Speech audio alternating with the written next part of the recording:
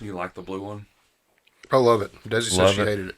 I think it's like the white one with the little pineapple. That's what it tastes Delicious. like to me. I don't hate it. I still prefer the white one. I mean, the white one's always the one I go back to, so I must prefer it to everything. It's just the one. It's the one ring to rule them all. I drink a lot of Ultra Paradise.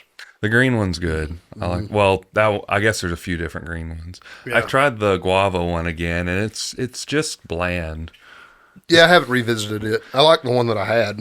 Yeah, it's fine. It's just not. It's not 10 out of 10. The blue Hawaiian's good though. Yeah, I like it.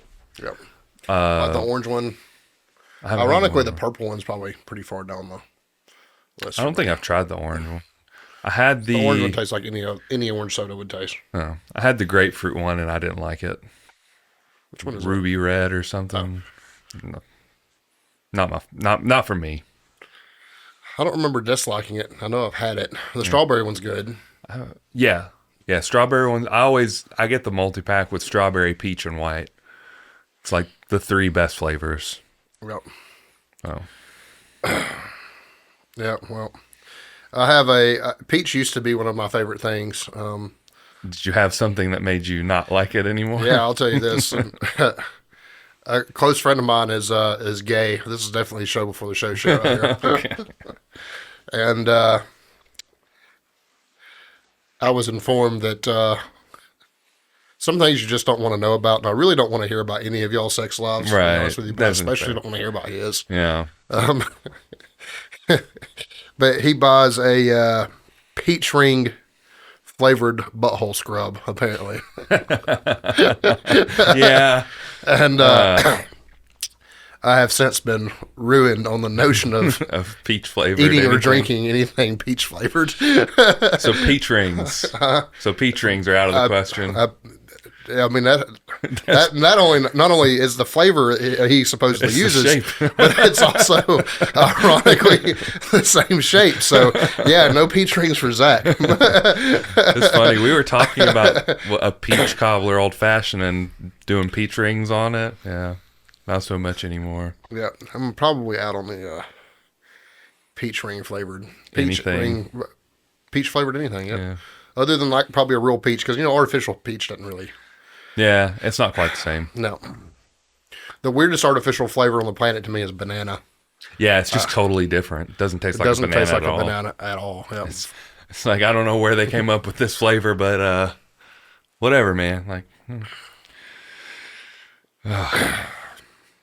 trying to think if I have any. I could still enjoy peaches if it had been a banana flavored or scented butthole scrub he supposedly used, but that had to be fucking Peach ring specific. Like, I guess when he says peach ring specifically, it's like the candy, like peach ring. I would imagine so.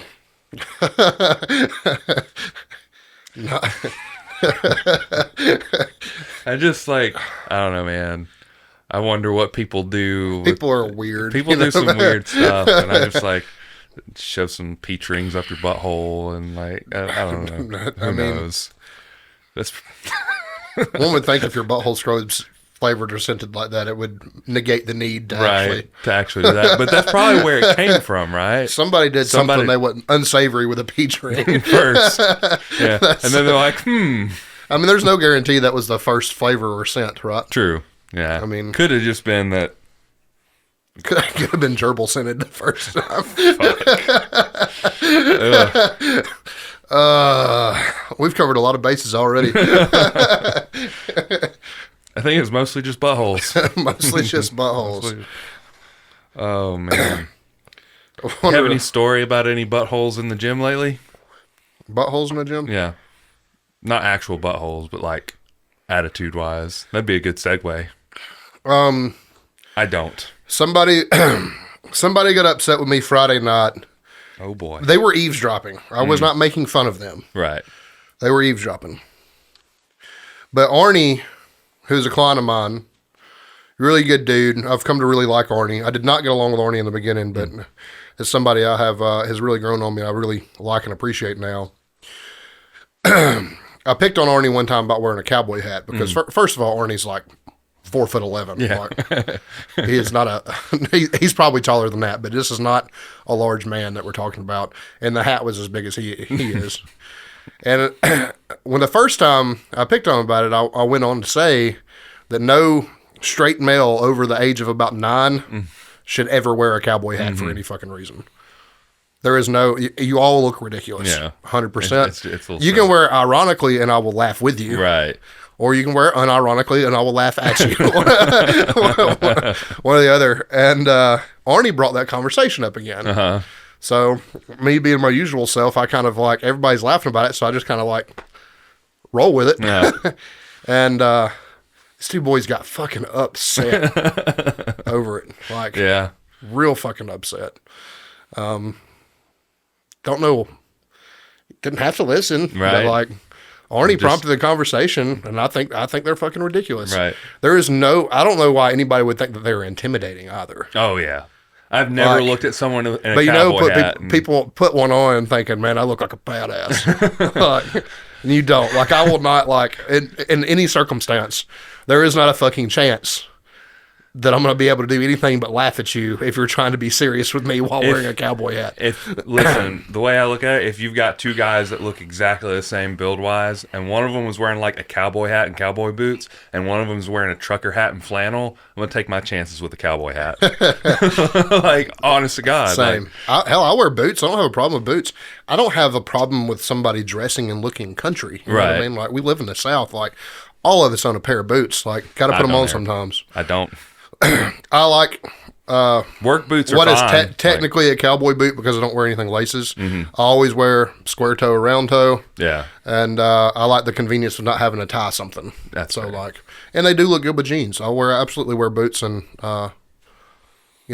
instances where I have to get dressed up or something. Mm-hmm. I don't necessarily mind that. But a cowboy hat itself just fucking looks ridiculous. Yeah. I don't care who wants to fight me over this. Like, there's no way.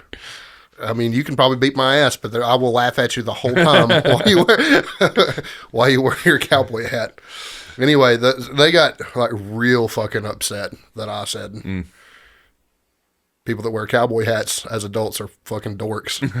They take themselves too seriously, and there's no way that I can take themselves seriously. I can take them seriously as long as you're wearing one. Hey, I mean, that's probably a hot topic in Alabama. I realize it might be a little bit. I mean, I guess, I don't know, like, depends on which demographic in Alabama you're talking to. I got they serve a purpose. Every hat serves the same goddamn purpose. Just wear a better hat. I don't know. Would you prefer a cowboy hat or a fedora? Two different types of goofiness going on right there. Yeah, fedora is definitely next level dorky. I do own a pork pie, though. Which one is that one? It has a full brim all the way around it. Okay. No. Something about the tilt on the one side. And the fedora is fucking dorky. Yeah, a little dorky. Absolutely. That's another thing I'm probably not breaking out unless it's not a fedora, but the pork pie is something I'm not breaking out unless I have like a suit on. Also, I'm bald now, so like, right. Hats are. Yeah. When you haven't shaved your head in a while. That in particular is something that goes really well with big burly guys with tattoos. Like, it's just part of the aesthetic. I mean, it looks like I should be in a band or something, but not a fedora, not ever. Yeah. I also don't expect it to look. If I wear that pork pie, don't expect it to look intimidating. Right. That's not what I want.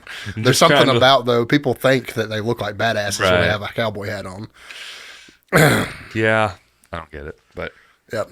Not my culture. I technically, because I live in Alabama, I guess there's tons of people that there's nothing wrong with boots and jeans, and if you want to wear a belt buckle, it's a little silly. It is a little bit, but I mean, some of them are kind of cool, and some if you actually are involved in rodeo, that's you win. You have to, you win, belt buckles and stuff. And that shit's cool.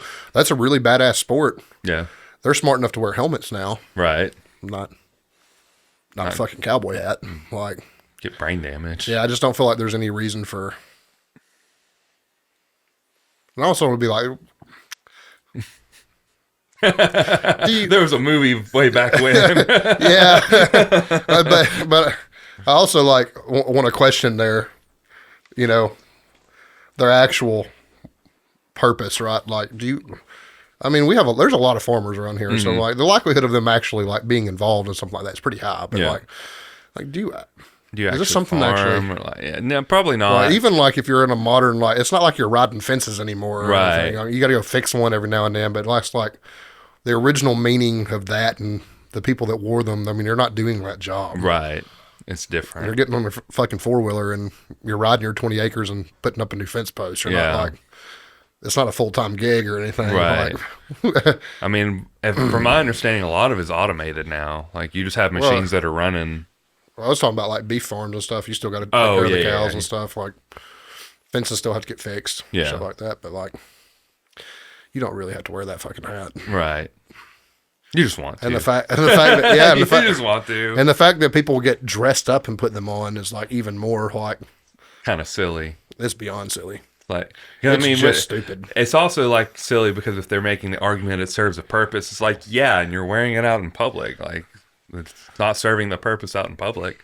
In a, all hats pretty much serve pretty much the same purpose. Yeah. So you can just wear different. Keep the sun off your head and out of your face, and Yep. just wear a baseball cap, dude. Right. This is incredibly fucking dumb. I'd rather you wear one of those big fucking like bucket beach hats than a cowboy. They look less ridiculous somehow. I guess. I don't know. Those are a little silly. I wouldn't too. wear one of those either, but I'm saying I would still think they're a little less bad than. Like I said, there's something about there's something about the connotation of a cowboy hat. Yeah. As you know, that person thinks they look like a badass Right. when they put a cowboy hat on. Probably watch Yellowstone and Jack off to old pictures of Toby Keith. oof.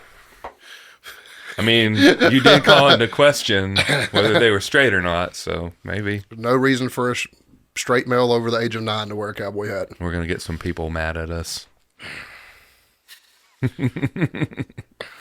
We've talked about butthole scrub, and we have talked poorly of cowboy hats. This podcast.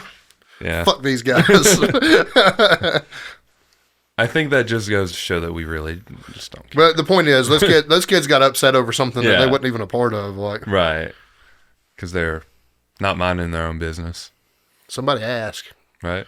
I just gave a funny answer. That's what they were. That was what they were expecting. They were prompting like. They're like, "Hey, be funny." Yeah. Hey, you. Hey, clown, dance for us. I'm like, yeah, no, exactly. That's exactly what it was. And I was just doing my dance. That's the only thing I was doing. It does. I'm gonna have to start responding. Did you ever watch the Kill Switch documentary when DVD back in the day for like Into Heartache? Yeah. They don't on tour or anything. They're all like, there's a whole like segment of people trying to get Adam D to be funny, and he just responds with "nope" in like the funniest manners. I don't remember that. You don't remember that? I'm gonna start hitting people with a "nope" when they expect me to be funny. That's pretty funny. Nope. Nope. I remember. You don't remember him snorting a wasabi ball? I remember that. Yeah. That DVD changed my life. This wasn't on the DVD, but the thing I remember specifically is I can't remember who it was. There's some female interviewer that was talking to them, and they did a whole shtick where they kidnapped her and tied her up, and Adam D was dressed as her doing the interview in her place. And I just remember, who the fuck is Sharon? And they're talking about Rose Sharon. I was like, that's really funny. I remember him, the hardcore kid, getting up on stage with him, and the dude was bleeding, and he licked his face and said something about getting hardcore kid AIDS or something. Probably not wrong. Sorry, hardcore kids. Sorry. Well, we've dumped on cowboys, hardcore kids, and people that use butthole scrubs. All in the show before the show. The question is, do we keep this in or not? Is this valuable content? Let us know. Well, I mean, we know it's not valuable. Well, hey guys, welcome to the Sip It and Rip It podcast. I'm Zach. He's Nathan. You can follow us at Coleman_Barbell, at Nathan Skedios, and at Sip It and Rip It on Instagram. You can watch us on YouTube, listen to us anywhere you want to listen to us. Apple Podcast did it first. You did it first, yeah. Apple Podcast, Spotify, wherever the hell you listen to podcasts is fine. Rate us 5 stars, leave likes, comments, send us DMs. You can berate me for my hatred of cowboy hats. I hope that we get some DMs that's just pictures of people wearing cowboy hats. That'd be great. I'd laugh. So I actually, Friday night, I had my birthday party last night, and Friday night, because of that conversation, I actually had a nightmare that all my friends showed up to the bar wearing cowboy hats. That would have been pretty funny, to be honest with you. That would have been a tough thing to organize, probably. Yeah, especially like short notice, well, short notice for me, but I'm also out of the loop on everything. So I don't own one, so someone would have to give me one. And I'm not going to buy one, let's be real. I would never buy one. Yep. That's a great way to make yourself look like Woody from Toy Story all the time. Wear a cowboy hat as an adult. Fucking ridiculous. It's a little bit ridiculous. Our sponsors are Jam Logistics and The Butcher here in Vaughnmont. Buy their meat, use their trucking. They're both great. So thank you to both of them. And also, you can, if you're just trying to get lunch, you can go over. They have a food truck that's always outside. I don't know what their hours are, but it's fucking good. I've heard it's Food's really good. Really good. Yeah, the tater kegs, man. Yeah. Not somewhere you go if you're looking to eat healthy. So. Right. My Which dad me said and you are both doing right now. Right. My dad said the chicken salad is really good. It's like a smoked chicken that they use. And I hate turkey, and I've been buying their smoked turkey as meal prep, and it's actually good. It's actually good, not just palatable, but actually good. And I hate turkey. Yeah. Turkey is really hard to get right. Well, they get it right. That's Go buy meat at the butcher. Yeah. That's the point. Yeah. You know what we need to do? What? We need to make a commercial for them. Just play it instead of just like giving a little shout out. We should just make a commercial and just plug it at the beginning of the show. I was thinking about that the other day because like the Mark Bell podcast does that for most of theirs, and we can just record one, plug it, then we'll never forget like we did last time. I got it toward the end. We got it towards the end, but like we could have it at the front every time. Do something nice for them. Yes, that'd be very nice for them. I will miss our commentary on it. That's sometimes it's funny. I feel like we can always we can write a script for the commercial. We could write a script for the commercial. Literally. My thought was it'd just be us doing an ad in front of the camera. Bye, with butcher. A steak. Maybe hold it up. Hold up a steak. Hold up a steak. Look at the marbling. Something like I don't know. Yep. We would need some butcher T-shirts. We can get Chad to come pick us up in one of his gas rigs. Yeah. To take us to the butcher. That way we can get both of them in the same commercial. He picks us up, drives us up there, walk in. We need a camera person for that. We'll be okay. We know a few. We all have iPhones. Ah, man, we got to do it on the nice camera. Got to make it look good. Yeah, I mean we could. Real good editing and stuff. Yeah. Make them feel like their money's getting used well. He's only laughing because we have such a low bar for things around here. Not that we don't have an audience or anything, but we do have one of those now. We do. Yep. Reasonable one. Yep. Have we broke 100? Consistent listeners? I don't know. But I know we've broken 100 on several of our episodes. Hell yeah. At least across both platforms. Or all platforms, I should say. YouTube and our audio-only format. Hell yeah. So, what did you do in the gym this week? So it was week 1. Got off of my, I'm going to call it bridge week, because it was kind of just like no barbell stuff last week, which we talked about. Hit some decent stuff, nothing crazy. Everything was, 50 to 60%. I'm not trying to do a whole lot strength-wise, just trying to stay practiced, hypertrophy, and, I say hypertrophy, but it's more about retaining muscle during the cutting phase. So I've already lost 4 kilos, I think, over the course of 2 weeks. I weighed yesterday morning at 109.5. This morning I weighed after I ate, and it was like 109.7. So I'm probably closer to 109 than I am 109.5 empty. So oh, yeah. Cut's going good. Am feeling cold and tired. That's to be expected anytime you cut. Gym was lots of the same, just high intensity interval stuff, lot of reps, very little rest time.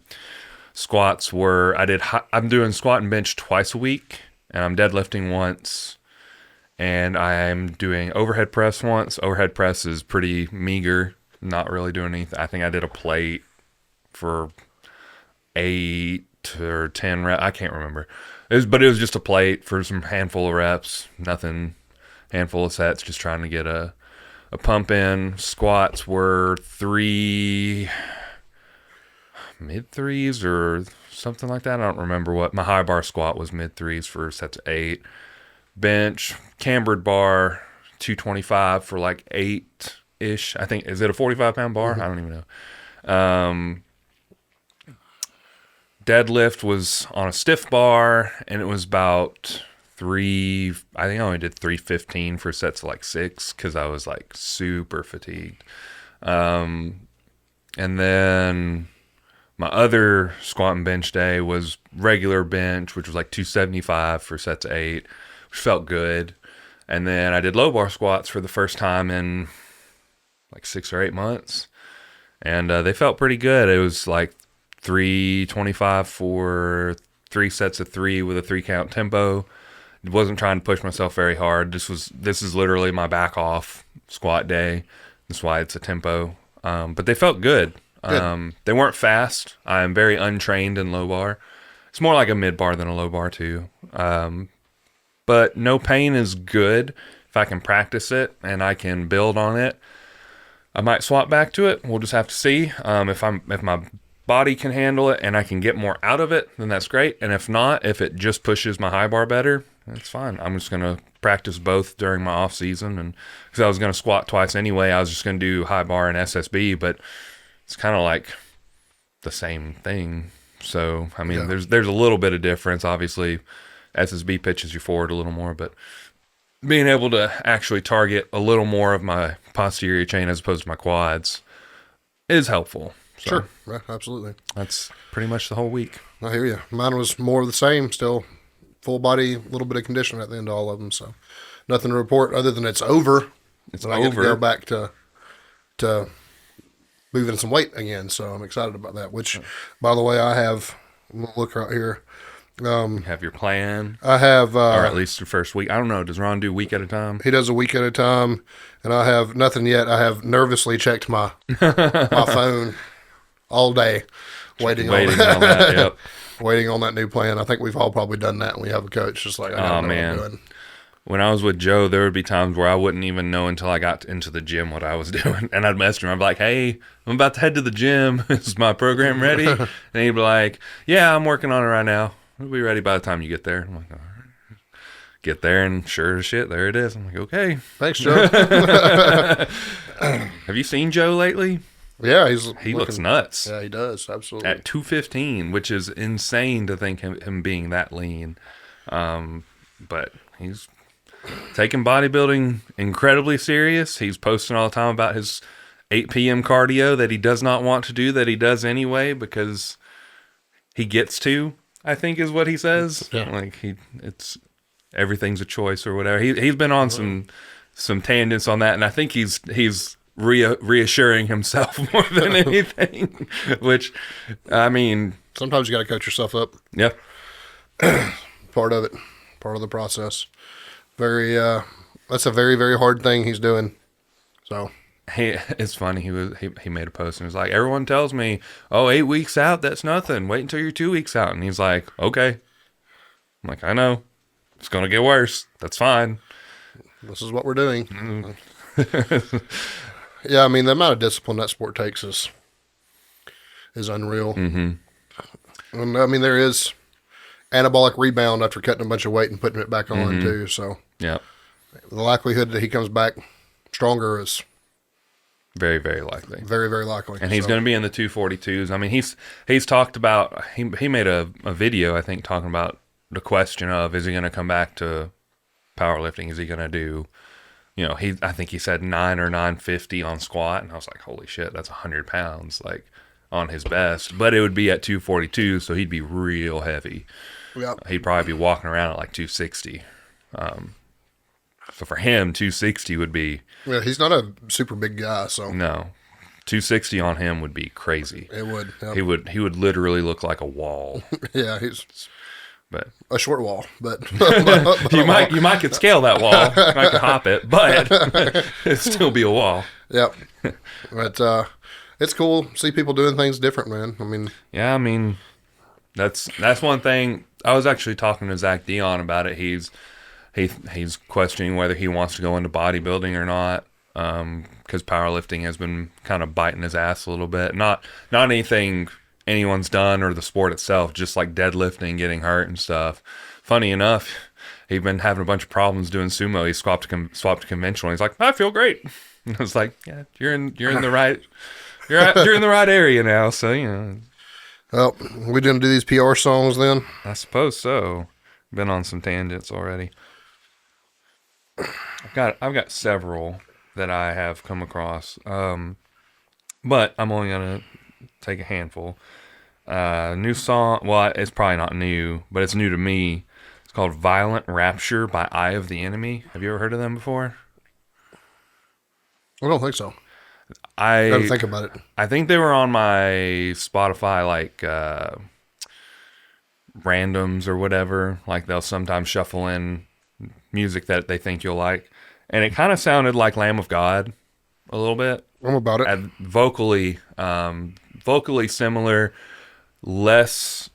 I would say more high pitched, more high vocals than normal. But it was good. I enjoyed it. Fun song. My first entry is going to be Burgundy by Suicide Boys. Suicide Boys. Yep. All right. Haven't put any rap on in a while, so. Were you inspired last week Huh? by Heidi? Were you Talking about rap? Yeah, Oh, no, not necessarily. I just have listened to that record 1,000 times that's fair. recently, so it's really fucking good. It's super dark, great content. It's fucking cool. Listen to it. And you got a second entry? Yeah. What do you got? We'll go with, this is newer, but it's Thirst for Revenge by Shokron. I really, really like Shokron. I'll put them on like almost all their music when they come up with new music. I'm always into it. I haven't listened to anything by them that I've just been like, man, that just fucking sucks. Have I put on The Pain Will Be Exquisite by Aborted yet?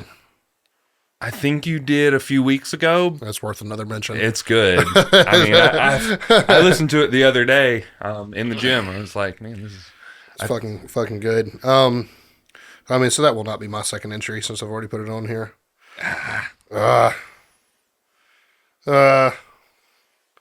You know, Hear that helicopter. how about the new Behemoth? I haven't heard the new Behemoth. The Shit of God. Oh, yeah.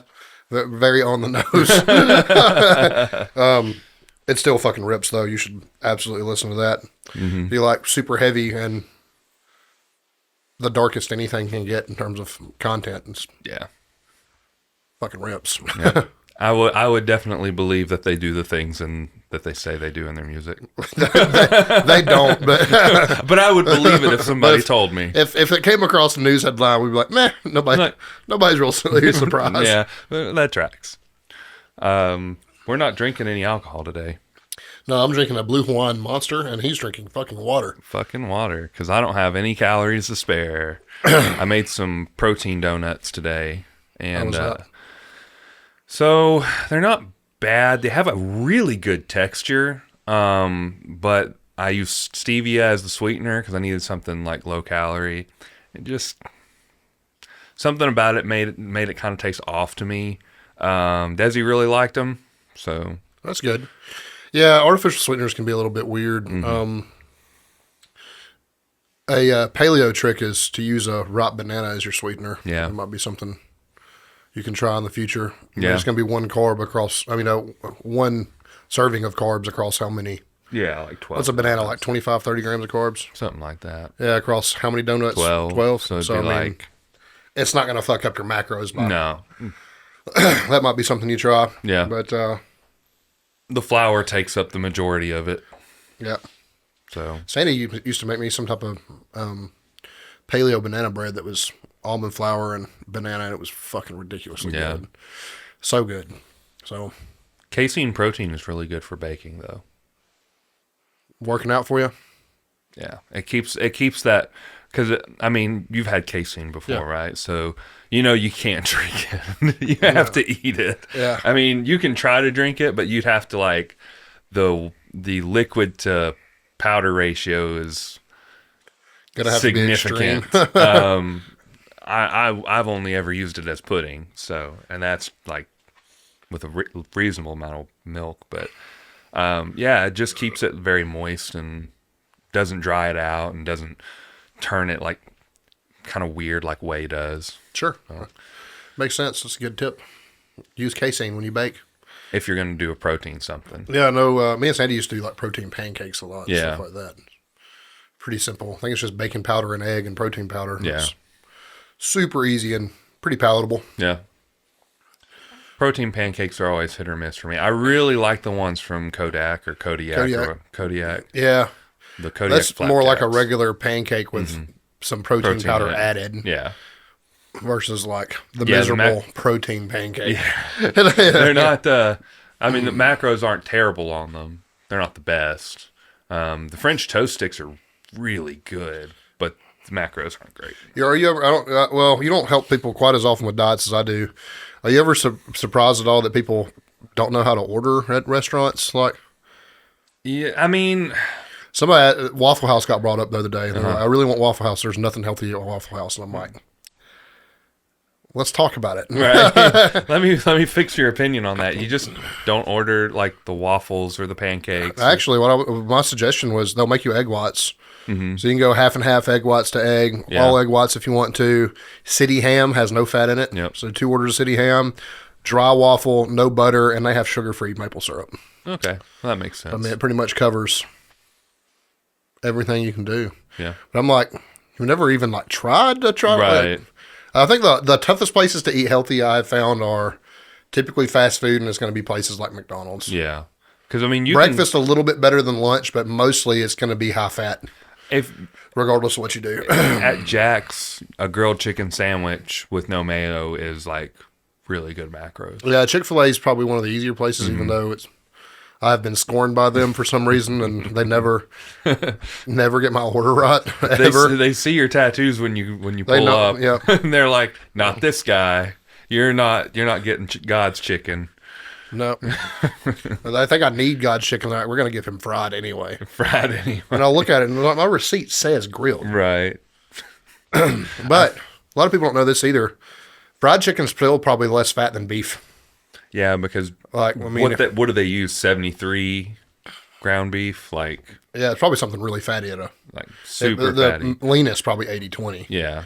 So like, I would. It's a fat bomb. Yeah. Like, it's generally surprisingly good, decent macros for fried chicken over a burger. That's not necessarily good macros, ideal but still, but closer to being comparatively a lot better. Most of the time you can get by with like, especially if you go no condiments. Yeah. You can get by with like do lettuce. That's barely nothing. Yeah, mustard is depending fine. on where you go. It's like 10 to 20 grams. Yeah. Which isn't really that bad. Tomatoes aren't too bad. Pickles are basically calorie free. Yeah, I mean, grilled chicken club, Chick-fil-A. It's typically my go-to. I'm out Get a little bit of cheese and bacon, but not too bad. No, not at all. One slice of cheese and two. It's worth the trade-off to have the bacon. Right. You know. 100%. I mean, I'm honestly, if I go to Jack's, it's usually just lettuce, tomato, and pickles. You know what's surprisingly easy, but you got to deal with their shit-ass chicken? Taco Bell. Yeah. Taco Bell is super easy. You can swap out any meat there, double any meat there, stuff like that. I can eat a macro-friendly meal at Taco Bell. And still enjoy it most of the time. You can do Moe's or Chipotle. Those are pretty easy. Yeah, those should be easy enough for you. Use your brain there. They both also have salad options, which I can't stomach, but I wouldn't buy a salad. I mean, it'd be a rice bowl. Like, that's what I'd be going for. Yep. I mean, me and you need the rice. Yeah. I guess. Also, the beans are cheap carbs, cheap protein, and cheap fiber. Yeah. So it's like a little bit of everything. Not going to hurt you at all. Just be careful on how much avocado you get, I guess, if you like it. Yeah, guacamole it's healthy fats, but it's still fats and it's still high in calorically expensive, I should say. Yeah, that's been my saving grace when it comes to my like taco bowls, because I've been doing like chicken. I've been doing chicken in the slow cooker, shredded up with the taco seasoning, and then rice and peppers and avocado, and that's been like the avocado has kind of saved it from getting too dry over the course of time. So Yep. Chinese food's something I lean on a lot when I'm cutting, not sweet and sour chicken and General Tso's, but like Szechuan chicken isn't too bad. Teriyaki chicken. A lot of places deep fry their teriyaki, and they do use a chicken thigh, so you have to be a little bit discerning when you do that. But does Panda Express deep fry? I don't think they do. No, they don't. But it is a thigh. Yeah. So, but a little fattier, but it's kind of, honestly, it's pretty negligible. Yeah. Like getting like the variation in beef fattiness is much more extreme than the variation. I was going to say, you're probably looking at the difference between like the a chicken breast and a cuts, sirloin, right? Yeah. The fattiest chicken's a wing, believe it or not. Yeah. That makes sense. Yeah. Little fat bombs. Mostly because they are deep fried, but it's dark meat too, so you're going to get fat from both places. But yeah, I think it's pretty interesting that they're like, hey, I'm going out to eat tonight. I don't know there's no way I'm going to eat healthy. I'm like, actually, like, you can. Any place that sells a steak. Yeah. Just get a sirloin. Yeah. Get a sirloin. Actually, strip isn't bad. I'll go out on a limb here and say this too. I'd rather you eat the steak that you want than have something else on the menu. That's fair too. Or even the higher fat content. Yeah. Like, if you can eat your steak and vegetables, like, it's good enough. I mean, it's not great if you have to have a ribeye over a sirloin, but like. But if it's going to keep you out of everything, if it's going to keep you out of something else, then it is, probably still the best. Do choice. A sweet potato, but hold off on the butter and. Or if you know you're going to eat fat, maybe intentionally don't eat as many carbs. Like I said, double up on vegetables, something like that. There's so many ways to get around it, though. Like you can also just like eat less around the meals and have a nice meal. Yeah, you can. As long as you just take some protein shakes. Do the clear whey. The clear whey protein is the biggest hack ever because it just tastes like a fruity drink. Like I do the pink lemonade. It just tastes like pink lemonade. Like it's a little fizzy, a little foamy. Yeah. And you do have to spend a little bit of time getting it mixed well. But it tastes good. Like it's an easy 20 grams. I kind of like the fact that that's easy to combine with like a carb source too. Mm-hmm. Like you could easily mix that in your OJ. I do it with Gatorade. You do, yeah. Gatorade powder, protein, and something else. Creatine and hydration. Okay, yeah. Well, like I do OJ, electrolytes, and egg whites a lot. So I'd probably get some mileage out of the clear protein. To be honest with you, it's super convenient. I mean, if you like the egg whites, that's fine. Like you're getting about the same because it's. I mean, comparatively, I would imagine. The cost would be similar because it's like $20 or $30 for 20 servings because it's a little less than regular whey protein, like the milkshakey whey protein. But I don't know. I just do it because it's convenient. I'm sure that it can't really be milk based if it's clear. Yeah. So probably going to sacrifice from some protein from that. I imagine. I had a plant based protein one time that was a little bitty scoop, but it was like 20 grams a scoop. Yeah. But it was the worst tasting shit. Oh, yeah. It's awful. And when I say people complain about protein farts, you know nothing until you've had a plant-based protein. Yeah. It is fucking atrocious. That shit, there's no way that shit's good for you. There's no way what that does to your bowels is good for you at all. I had some, did you get the kind from Redcon 1? Is that the one you tried? Because that's the one I tried. It's some crazy brand. Okay. Couldn't even tell you what it was now. I had it like years ago. Was it in Alpha? No. Okay. It's before I owned Alpha. It was, when I say it was disgusting, it was like it was like a green combo too. So it had plant-based protein and greens in it, and it was the color of literal butt water, and it mixed really well because there's so little of it. Yeah. But man, it was fucking atrocious. Did it give you like that itchy mouthfeel? Yeah. Because that was my biggest complaint. Like it didn't taste good, but I was like, it's fine. I'm going to drink it anyway. But the itchy mouthfeel just killed it. It can't be good for you. No fucking way. Damn vegans. There's a little black can with an orange label. I wonder Lance has seen this He before. probably has. He keeps up with all that. He gets his bougie custom mixed protein though, so it's probably significantly better than. it has to be. But I mean, also if you're paying probably $50 for a bag of it, like. I have a couple of. We don't really have a topic. I have a couple of like cruise the internet topics though for us. Did you see the guy out of Florida that was doing carnivore and ate so much butter that it started cholesterol started collecting in his hands? I saw that. He just didn't. What's your take on that? Other than it just being obviously fucking stupid. Well, I'm just curious. I mean, obviously, I say obviously. I believe that this guy, we talk about carnivore in a certain light. It's a little culty. Like when you see people who are really. I was part. By the way, I'm somebody that has had good success both personally and. I have not clientele with it. I've seen it work for people before, and that's great. I did carnivore for a little while, probably a couple months. Didn't feel good, and it also didn't make me lose a ton of weight. I just kind of felt shitty the whole time. Yeah. And there was a Facebook group I joined to try and get some help, and I was like, hey, this is what I'm feeling. Like, can anyone help me? And I was like, well, have you tried this? And I was like, it was something about supplementing vitamins. I was like, well, I take a multivitamin. They're like, oh, you take a multivitamin. Oh, that's so good. You need to do way more than that. And I was like, okay, what do I need? Mocked instead of help. Yeah, basically. I was like, what do I need to do? And they're like, if you don't know, you don't need to be here. And I was like, thought that's what this was for. I'm trying to get some help on some context. And they're like, oh, you think you know everything? And I was like, bro, what the fuck do you mean? Like, I'm asking for help. Yeah, so very, very condescending and shitty people in that group. I'm not saying all carnivores are like that, but that was the bad taste left in my mouth from carnivore. And then seeing how is a little bit reinforced on the internet, where I see more people saying, yeah, they act like a cult and all this stuff. I'm like, yeah, I mean, that everything tracks. My thoughts are he probably got super into a carnivore group and just believed heavily, oh man, as long as, I'm losing weight and I'm staying in my couch, and maybe staying in couch, my diet is I just don't eat carbs or whatever the fuck. Or I guess they only eat animal-based. Animal-based, yeah. It's not necessarily a low-carb diet. Yeah. So he probably just thought, well, I can just eat all this butter because it's part of my diet. And didn't think about the human body and how it functions. And Damn, who would have thought that the human body has functions? Who would have thought? They can be interrupted by bad dieting. Yeah, I've mentioned before, I've used it. First time was an extremely great experience.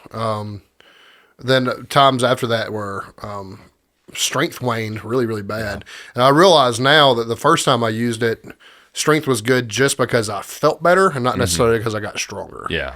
Got rid of lots of aches and pains. And I also know now that I was actually just the benefit of eating a whole foods diet and not necessarily because it was carnivore. Right. It was just that you were eating less processed food. Yeah, absolutely. So neither here or there. It's one of those things that, like, if you have clients that are going to be more successful doing blanket rules as opposed to caloric restrictions, it could be something you reach for. Yeah. That being said, professionally now, my most recent person I had do it, because he was adamant about doing it, was Gage Day. And I was like, you can do this. You have to supplement fiber. Yeah. You have to drink all of your water. Yeah.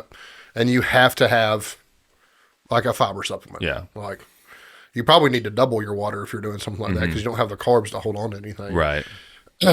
But yeah, I thought that was like, there's X amount of things that we know and are actually fact about saturated fat. And to be like 100% carnivore all the time is some semi-dangerous. It's extremely dangerous. I mean, especially, I know you have a lot of people that they'll all say that they don't, but they always have outliers that are just like freaks and just look physically great on it, and maybe even be strong on it, but you don't know what they're taking outside of that. Yep. If you're using PEDs and you're in a performance-based sport, there's a million things. I would just about rather you be vegan. Yeah. I would rather you be vegan. I mean, at least that way you're getting enough fiber. Yeah, you're getting enough fiber, and I know you're going to eat some carbs. Yeah. I mean, like I said, and carnivore is not inherently low carb. It's just that by the nature of moving to mostly animal products, it's going to be. It's mostly protein and fat. Yeah, like absolutely. Your carbs are from dairy and honey. Yeah. That's it. So, I mean, are you drizzling honey on everything? I mean, you can drink your gallon of milk, I guess. I was a little shocked that it got so. I was shocked that it got as bad as it did for him, without him having a stroke or a heart attack or what. Right.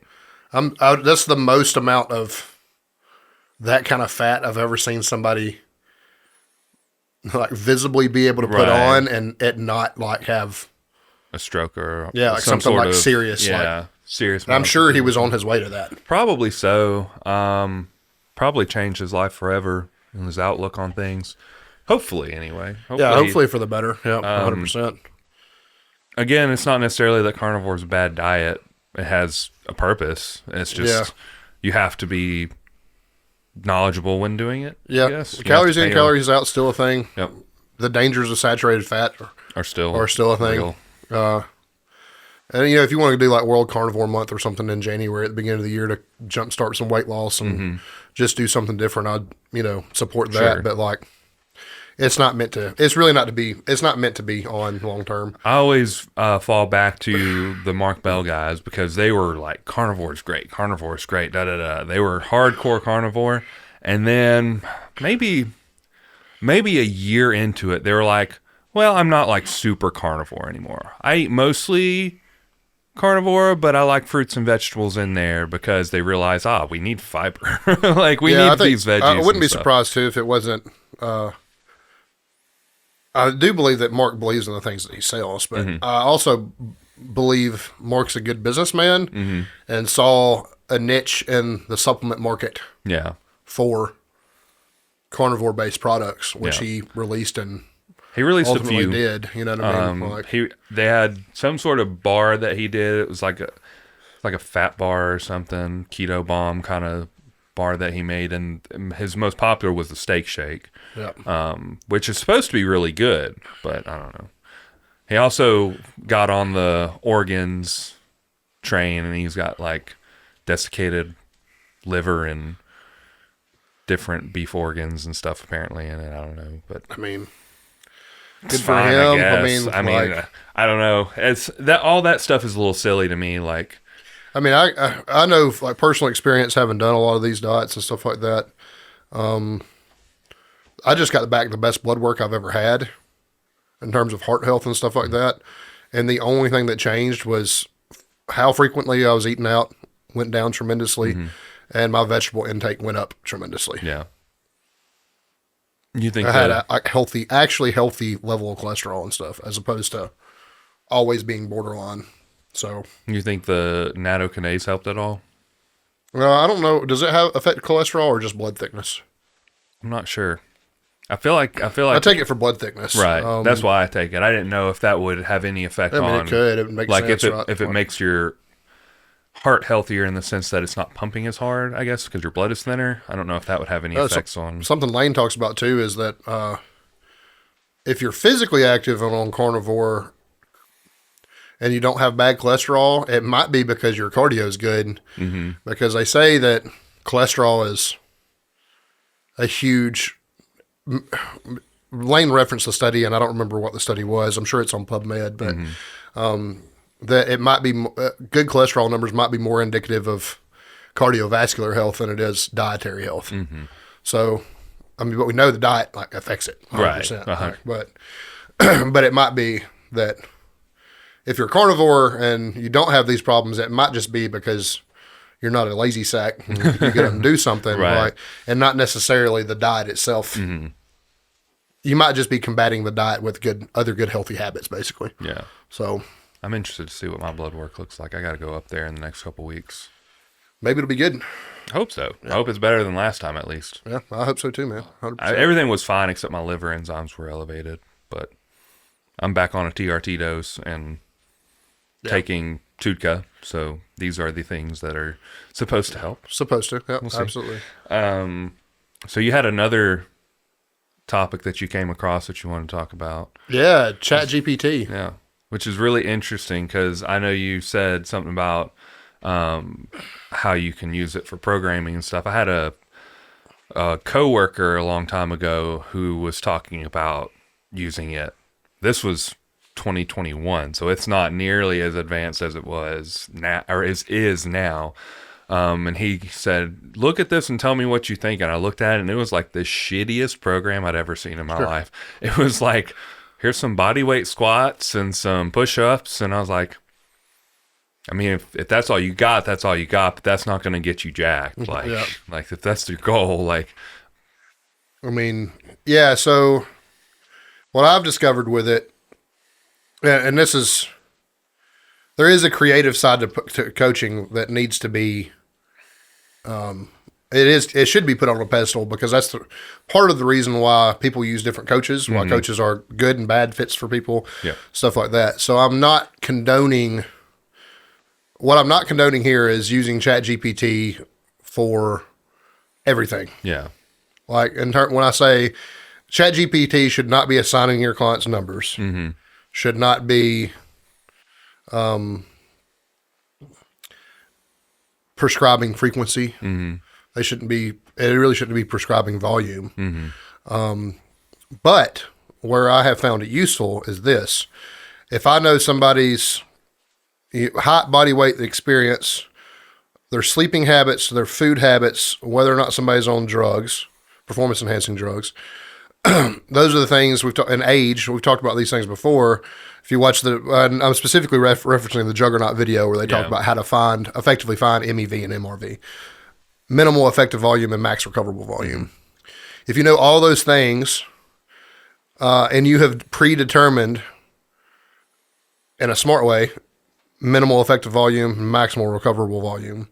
If you have a general idea of what you want their frequency to look like, and you have a general idea of the accessory work that they need to make the big three better, it actually can be pretty fucking positive. It's actually extremely positive.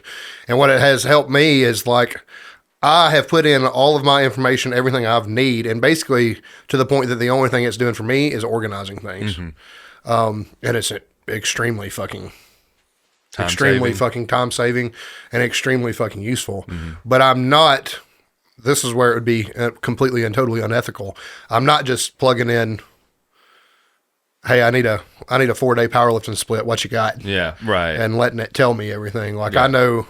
And the thing is, these tools, the more you know, the more it knows, the better it can help you. So, like, the more information that you are going to present to it, the better it's going to handle things. Yeah, because it can be more specific if you plug in more information. Because if you just ask for a general program, it's going to be like, general program, Google search general program, here you go. Yeah, that's essentially what it does. Yeah, that's exactly what it does. So, I mean, you don't want it to do that. It still has to be your creativity, your thought process, your safety procedures and protocols. All those things have to be made aware. And also, it's not going to, if you think somebody needs pause squats, it's probably not going to spit them out. Pause squats, unless you ask specifically. Hey, secondary squat, I need it to be a paused SSB. It'll do that. Yeah. But it's not going to know unless you know. Right. You know what I mean? Like, you have to tell it. But, like, in this case in particular, I used it to organize a hybrid athletes plan. So I have someone new that started with me. She will be doing both powerlifting and strongman events, and that's what she wants. She's coming to me from very, very strong place, and I have found all these other things out. I know her MEV, her MRV, current 1-rep maxes on as much information as you can gather. It's almost impossible on strongman implements because, like, you have to train something. Right. And strongman, you could be doing that something in 1,000 different ways. Yeah. There's 1,000 things and 1,000 different ways you can do it. So, like, you don't know exactly. But I know she needs to squat, bench, deadlift because she's a hybrid athlete. She's going to be powerlifting. I know she needs to carry something. Push. She needs X amount of attention that we as powerlifters might not get on her shoulders because she's going to have to clean and press and stuff like that. Throw on an axle bar, throw on a bag, keg, whatever it may be. So we have, on a top squat, bench, deadlift, we have, a whole nother day of basically pressing volume. And then we have to have time to throw, time to carry, and then, you have X amount of accessory work you got to do. So, and this person needs a 4-day split. Right. So that's a lot. Yeah, it's not exactly like, powerlifting split's pretty easy because I'm going to go upper, lower for most people, or lower, upper on a 4-day split. One's going to be squat based, one's going to be deadlift based, and then, a primary press, a secondary press. If they need it, they'll get a secondary deadlift and a secondary squat on the opposite day. So if it's a deadlift day, they have their secondary squat. If it's a squat day, they have their secondary deadlift. Like, pretty easy, pretty cut and dry. But now we have to have time for, a significant range of strongman events. At least 4 or 5 more modalities. You can't really say exercises because we don't really know. You don't know what it might be, several weeks out typically, what the events are. And then you can start training events and whatnot. But so I know we need this. I know by the video she sent me what accessory work I think would help. And that's, with most coaches, that's an educated guess. The more you do it, the more you can say but until you know your athlete too, it really is just an educated guess. So now we have all these other implements we have to train, and we still have to do accessory work, and it needs to be, 45 minutes to an hour long, and 4 days a week. It's very, very, so I found this very, very useful to be like, these are the things I need. This is the time restraints and time requirements. Can you organize this for me, basically? And it did, and it did it in a really, really effective way. Now, the good thing about strongman implements is the events themselves can be looked at as accessory work to the squat, bench, and deadlift. Right. So, a farmer's carry, while I would not necessarily say it's my favorite way to build a deadlift, we know that we're going to get some carryover, grip strength. A farmer's carry is basically a trap bar deadlift, other types of carries, Zercher carries, stuff like that. There's going to be benefits to your posture, to your squat, stuff like that. And then no amount of pulling is bad because we know a big back is something that benefits, all three. So, we knew all this stuff, but we have so many things to train. So how the fuck am I going to put it in 4 days? Right. And it's just incredibly fucking useful for that. And I don't feel like I've done something unethical because I ask it to do so many things on the front end. You're right. I already have the numbers. You know what I mean? Right.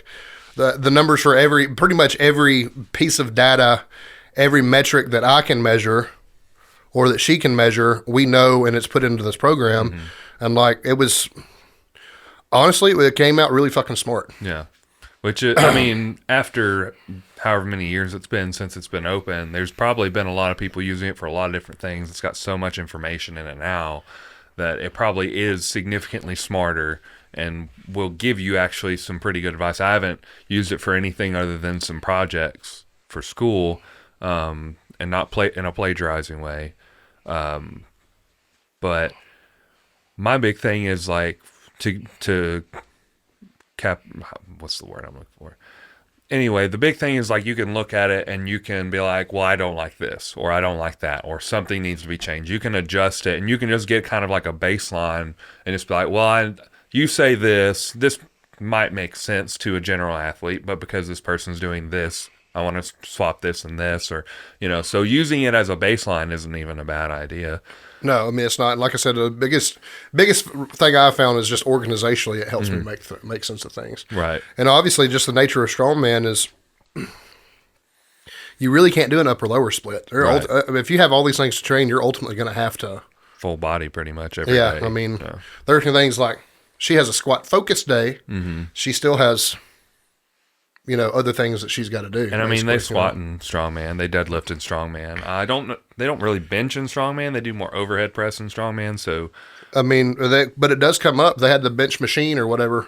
Did they? At the Shaw Classic, right? It was a standing bench press, but you had a board you put your back on, and it was basically like a plate loaded. Okay. Basically like a plate loaded bench event. So I mean, those guys do kind of have to be prepared for.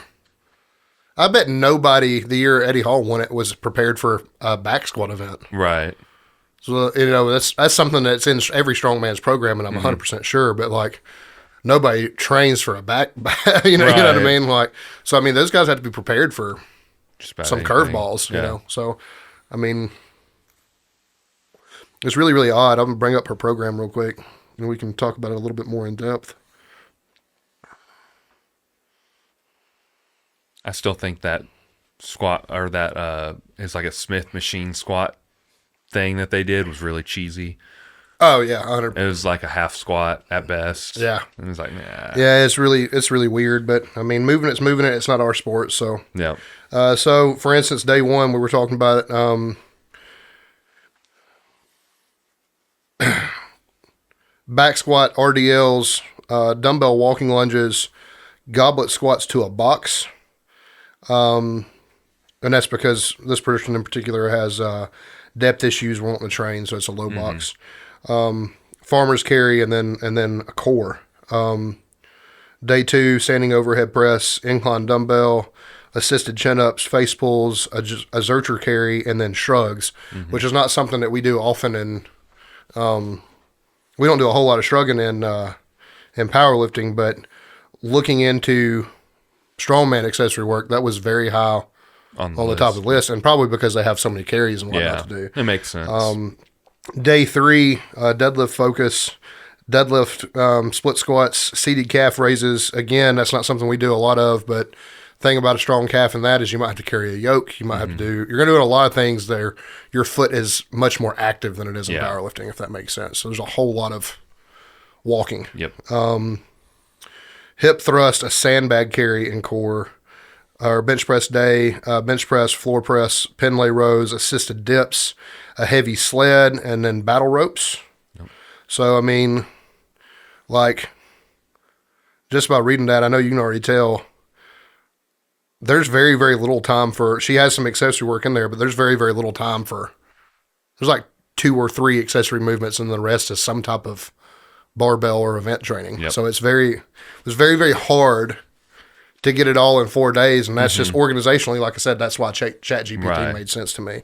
And also, you know, setting it up a way that she could be recovered. That was another thing that I had, that strongman, just being new to programming it a little bit, had me scratching my head over, is like, we have all these things to do, but like, she just pressed 2 days ago, and now we have, you know, this other press thing that we have to train, and like, this isn't really ideal. I wouldn't let my powerlifters do this. You know what I mean? Y'all have like, you know, 3 or 4 days, I guess, in between upper body days a lot of the time, if you're on a 4-day split. So like, for me, it's most people would, most of mine would go Monday, Friday, upper, Wednesday, Saturday, lower. Yeah. So like, or even still, if you do the Monday, Tuesday, Thursday, Friday thing, which I think what you do, it's Monday, Thursday, upper, Tuesday, Friday, lower. I guess you're a little bit more full body at the moment. Yeah. But, you know, so it's really, really tough to look at it and be like,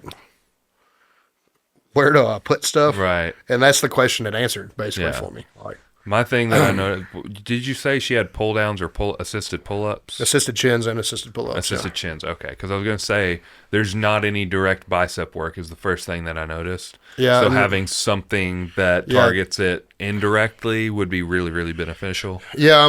I changed, and in that I did a couple of things. So to answer that question, I did a full body warm up, and took from Joe's and decided it was going from Joe a little bit, and decided it was just going to be a tough warm up. Yeah.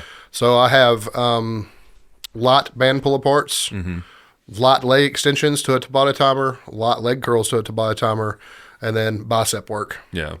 To a Tabata timer, and then has X amount of chest press like machine work just to get her upper body going. Right. So I mean, it is a 10-15 minute long warm up, but I was like, well, we need to sweat a little bit. We need to get her warmed up. And we also, that's something that, we talked to Joe about on the Missing podcast, is like, you only got so much time for accessory work. Like, if there's something that really needs attention, it could be put in your warm up. Right. That thing could be, especially if it's something you're really bad at. For me, it may be lunges.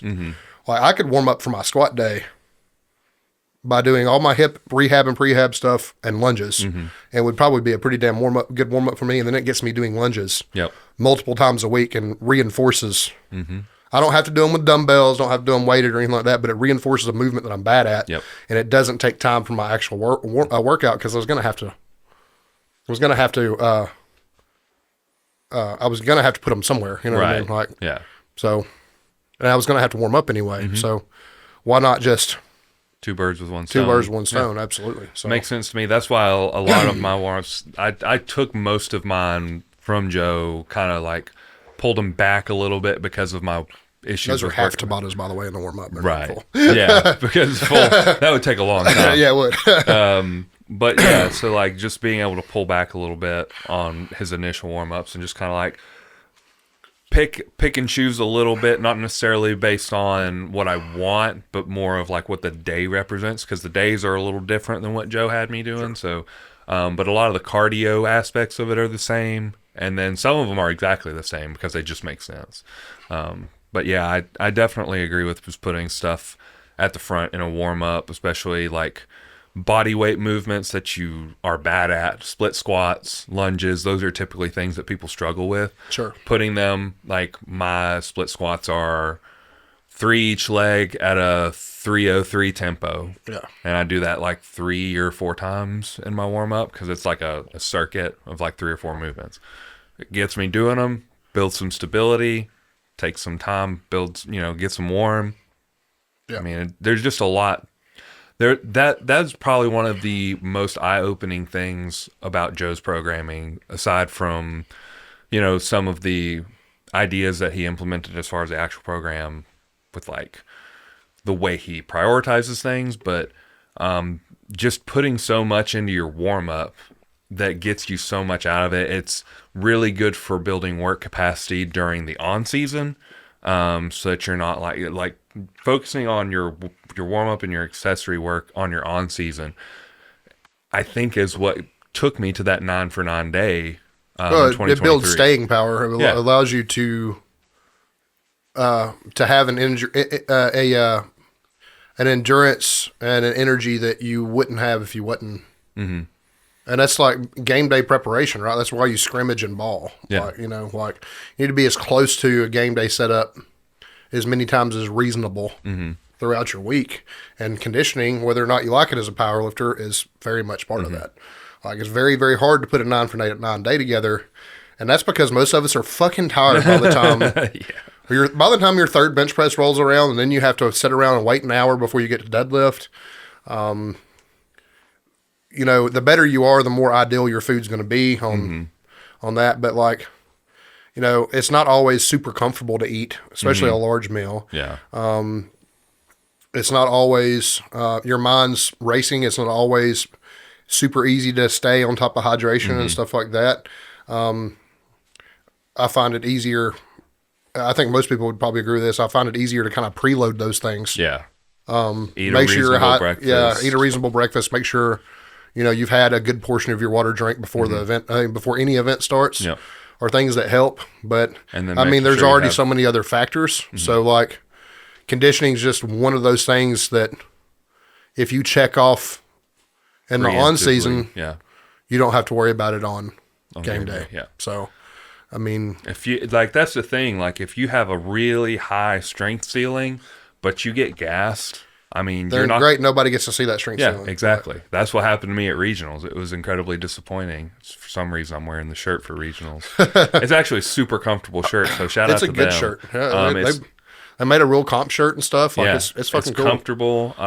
Great shirt. I hope they continue on. Like the Nationals one, I don't like it as much as this one, mostly for the design. And it's kind of like there's too much design on it. So it's got that like thick, like, when they print something and it's like really thick and you can feel it in your shirt. This doesn't have that anywhere on it. Like, this is kind of thin, so it's not too bad. The shirt is just super comfortable. I hope they keep making shirts like this. So shout out to them for making a good shirt. But Juggernaut actually came out with a video maybe today about GPP, and they were talking about how they address it as in a bridge block.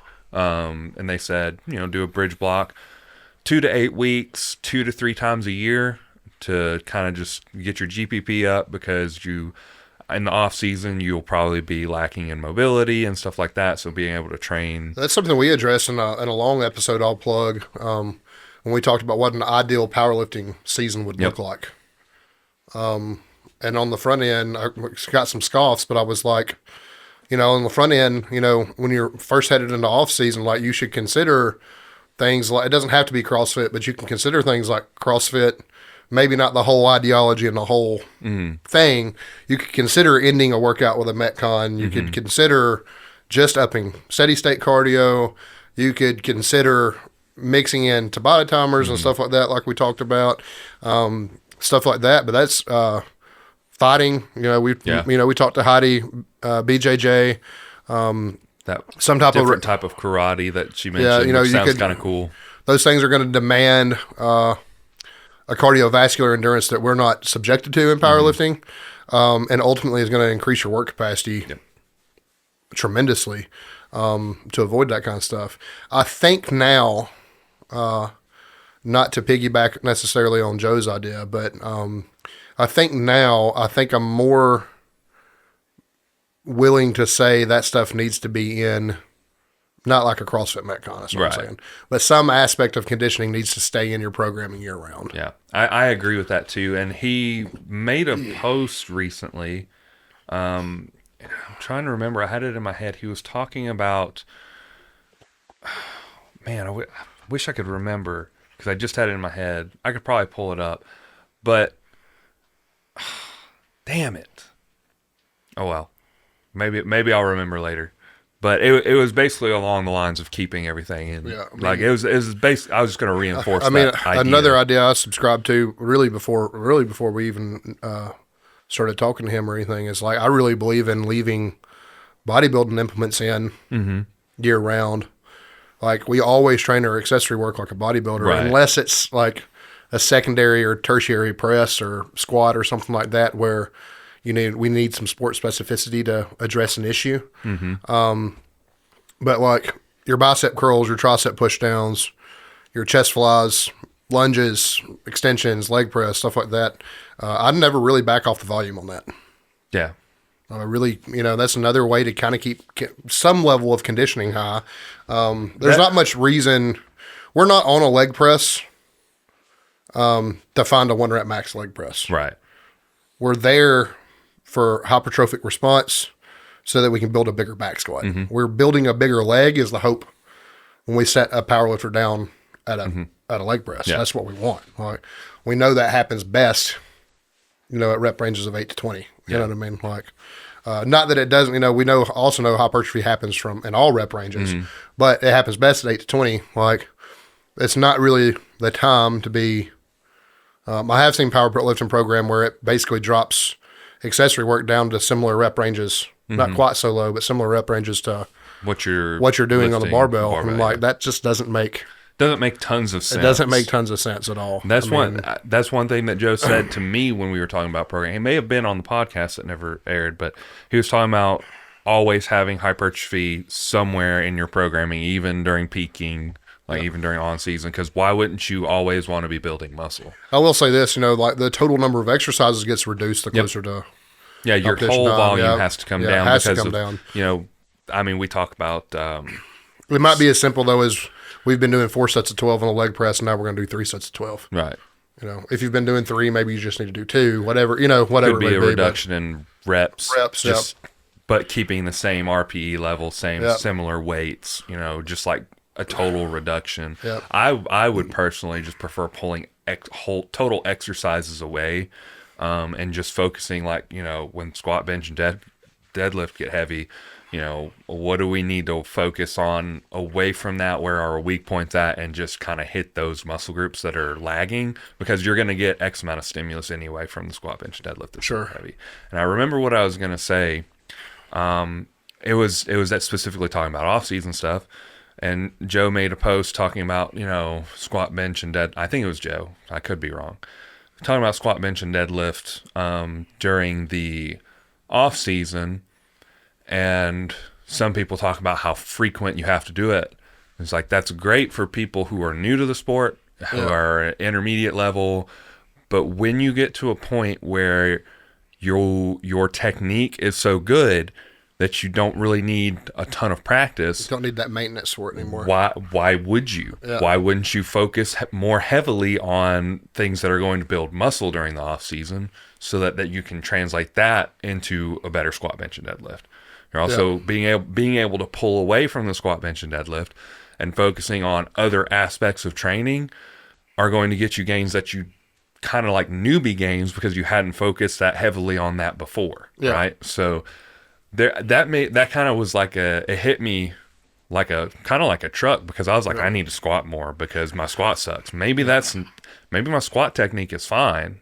Like, I mean, there are a couple things here and there that need work, but maybe I don't need to be squatting and benching twice a week. Maybe I need to pull back on that and focus on other things.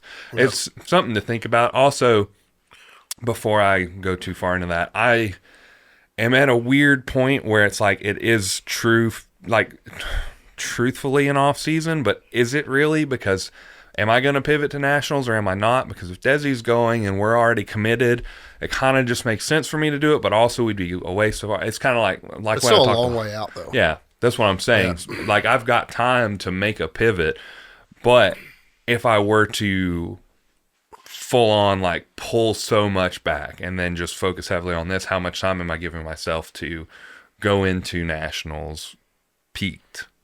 Like how, and also the diet, because my diet is quote unquote 12 weeks, that kind of like pushes things out a little further. My maintenance and bulk would be timed awfully. So, because of where I'm at, I'm kind of like, I don't know, I'm probably just going to stick to what I'm doing.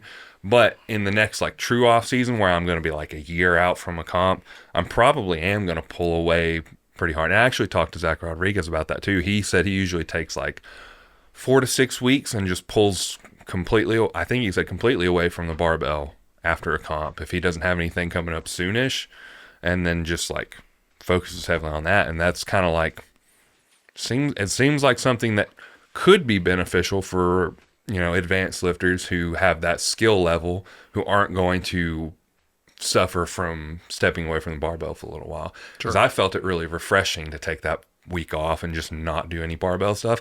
I felt really good, honestly. Yeah. So it does make me kind of think maybe it needs to be a little more extended. Maybe Chad Wesley Smith said 2 to 8 weeks. Maybe it needs to be closer to 4 weeks. Just a whole block of, taking a step away from the barbell. You'll kind of get that drive back to want to do it. Maybe it's a good thing. That works because I'm ready to do it again. Right. I've just done that essentially. And I do feel better. I do feel good and I'm ready for it, like definitely ready to touch a barbell. All these things that, back to the original subject, all these things that we just covered are things that ChatGPT doesn't know. Right.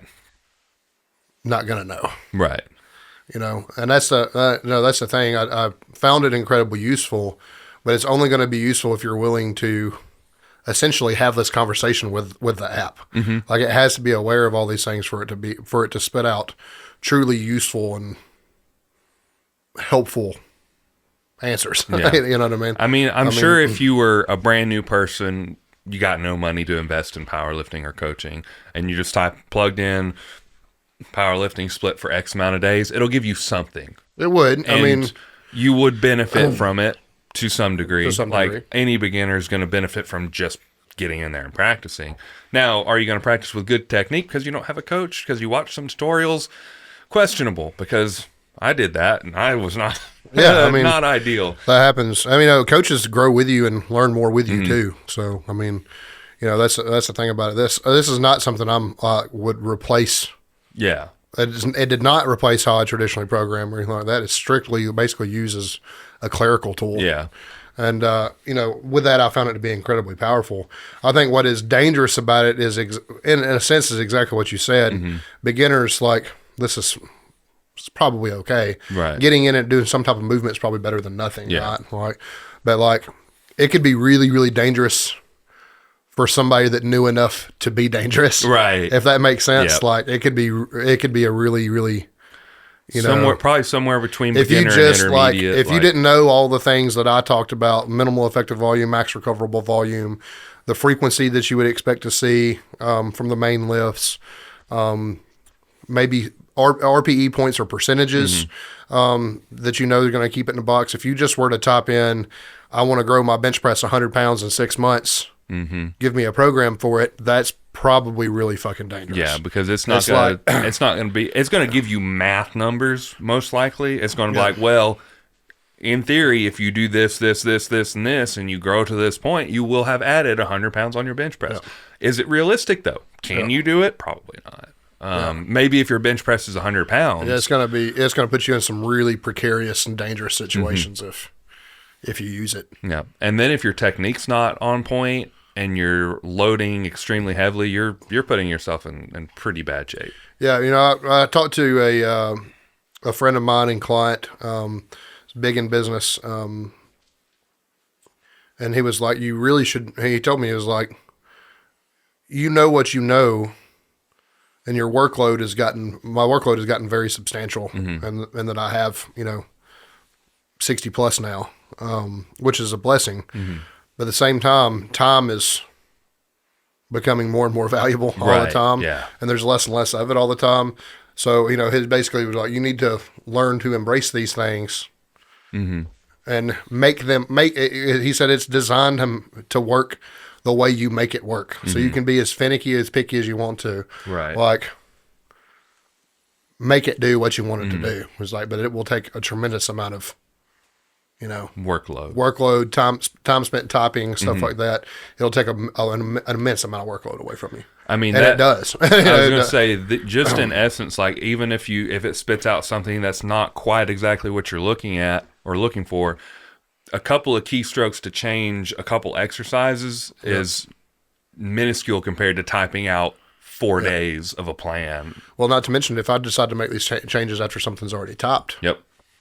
Well, that is even if it is one thing, that is a tremendous amount of work. That's a lot of copy and paste and copy and paste all the way down the program, right? Like, or if you're doing a spreadsheet, you got to go and find that exercise in your drop menu and change it, and then change the tempo parameters and the weight that you want used, the RPE you want used, whatever it may be. It's a pain in the fucking ass. Like, so this is just like, oh, I fucked up and I didn't put, enough bicep volume, direct bicep work in this person's program. Can you add bicep work? I just had a crazy idea. I don't know how realistic it is. But, from Sandy, I'm sure that Excel has macros that you can run where it basically automates a function. Sure. I wonder if you could automate a macro to go to the ChatGPT website, ask it for information, pull it, and plug it into a spreadsheet. I mean, that's a possibility. I mean, I don't know what it would look like, but I think that would be. I mean, the original cool. the original Juggernaut AI was written in Excel, yeah, which is nuts because it had to be literally trillions of lines. Yeah. Like, it had to be like an enormous amount of. That's an enormous amount of work. Yeah. An amount of work that I cannot fathom, to be completely and totally honest with you. Which I don't necessarily. We talked about it. I mean, the efficacy of it is okay. It's not the greatest programming on the planet by no means. It definitely. It may be better now. It may be better now. It does lack knowledge that you would get from a traditional coach. The power of ChatGPT is, like I said, it has all the knowledge that I want to give it, right? And then plus all the knowledge of the internet if I need to go get it. Right. You know what I mean? So like, I think the biggest thing is like organizationally, like how do we traditionally, even if it's not traditional, it doesn't even matter. But how do you traditionally periodize a strongman block? Yeah. Like how do you do this? Like, and I don't know about you in programming, but the way my programming was working, the reason I've gotten really, I pride myself on writing a good program. The reason my program is really, really good and a strong suit of me as a coach is I have done a lot of imitation and just blatant plagiarism, to be completely honest with you. Like I trained Shaco X amount of years, used it with clients. We've done Juggernaut AI, used it with clients. I was with Brandon for a long time. Philosophies from there, definitely reached my clients' programming. Philosophies from Ron have definitely reached my powerlifters programming. Secondary, I've got a lot of ideas from watching people like Joe, people like Mark Bell, people like just a lot of people in general. But at the heart of it, it was this worked in this program, this didn't work in this program, and it was a lot of picking and choosing and borrowing ideas until all of a sudden now I have my Your style. Yeah, my own style and methodology about things. And really the only thing it's doing to me, for me, other than organizationally, is it's making me think about things like that again, I guess. Yeah. you know what I mean? So it's interesting in that fact. But I don't think I would never ever use it in a blatant, like, I would never ever charge somebody for something that I just said, hey, write me a basic split and then send it to somebody and charge them $100. Right. Like, that's not ever going to happen. Right. But like when I've put, using it and putting my ideas forth and actually being in it, it's been, Yeah. it's clear to me today that it's incredibly fucking helpful. But I mean, you can, like I said, you can tell it, I want, 3 to 4 direct tricep movements a week. They need to be varied. Because this person has weak triceps, and it will, put it, correctly where you want it to be. Again, the more information you give it, the better it is. But like, man, that's so powerful instead of having to scratch my head and being like, well. And then trying to, organize it, like you said a bunch of times. I'm just thinking about it in my head because I'm going through, like, when I do my own programming, I'm like, the work is like getting that first week written. And picking out exactly what you want everybody to do and the things that they need and stuff like that and addressing needs. And then outside of that, it's copy and paste and, filling in new numbers based on their RPE percentage, So like really it's that, but all the work really happens before I actually put pen to paper. Yeah. I've written all this out, organized it, figured out the numbers I want them to hit, both reps, sets, and, and actual load. So to have something to be able to make sense of everything and organize it, it's pretty, incredibly helpful. Yeah. I'm curious about, because I do, like, when I'm leading up, especially in peaking, I do reverse programming based on numbers that, goals or whatever. I'm curious how that would be affected by ChatGPT when you're trying to reverse program. As long as you tell it, that's what you're doing. Right. Like, I've got, and imagine, Austin has his goal set, I set on 1800. I'd imagine, though, the next big goal outside of that for y'all, and both of you very close, is 500 plus dot score. That makes y'all very hard to beat, at least statewide. And unless you're Evan Lemons. Yeah. They just had Shout like out to Evan. 513 or 516. It was 516. I thought it was 512, but I could be wrong. It's more than 510. Yes. Between 510 and 520. Yeah. Which is really great for a semi-local lifter, guy. yeah. It's really awesome to see him temporarily, as he said, the best 181 in the world, which is not a small feat. It's a huge fucking thing. So of 2025, just to 2025, clarify. yeah. So I mean, that's not a small fucking thing. Yeah. It's a big deal. Where was I going with this? Help me out. I can imagine your dots, absolutely, the 500 plus dots. I'd imagine specifically with that number, if you could probably use it to reverse engineer or something. Like, hey, I have 16 weeks, 20 weeks, 24 weeks, however fucking long you have. Like, I want 500 dots by this, and then you have to have all those other parameters, your MEV, your MRV, current maxes, projected maxes. Like, the more information you give it, the more correct it's going to be. Right.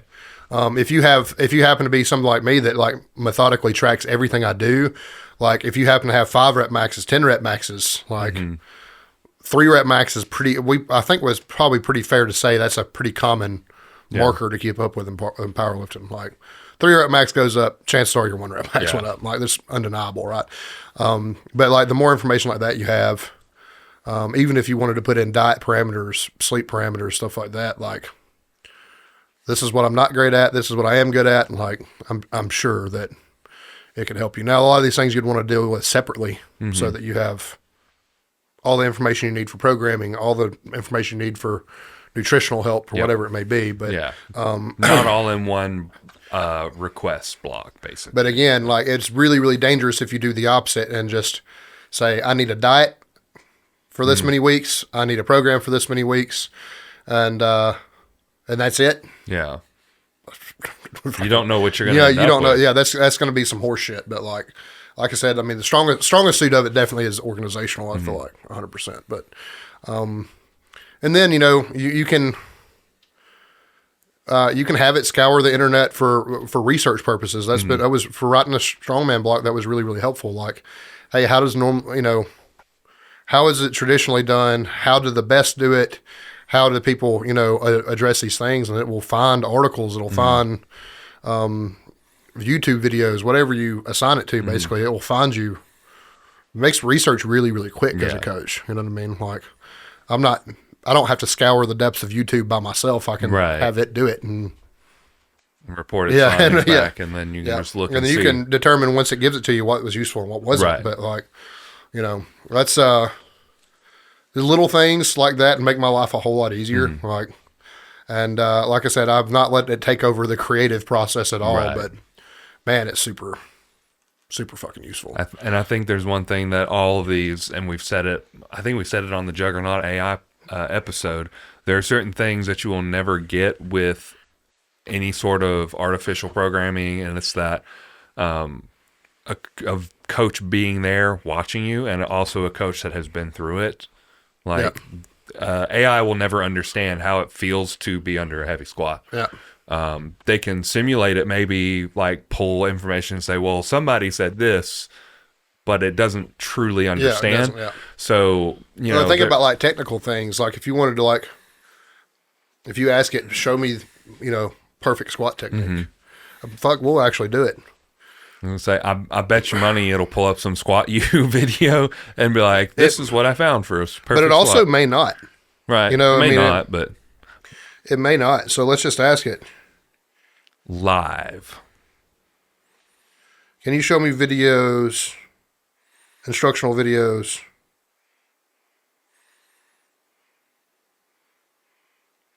of back squat technique?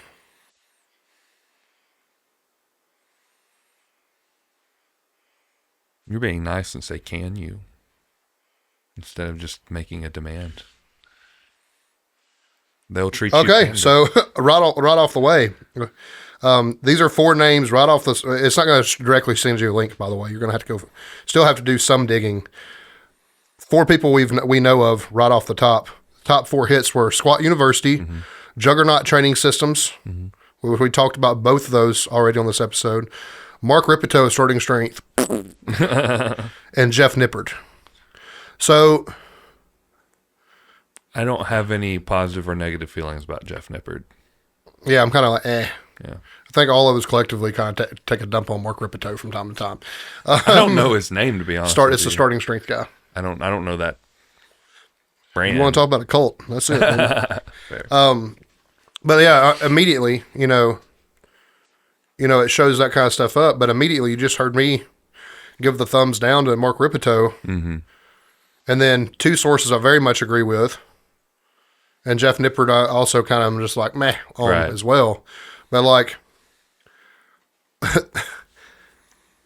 the amount of variance between 2 in particular, between Juggernaut Training System and Mark Ripito is mind-blowing. Right.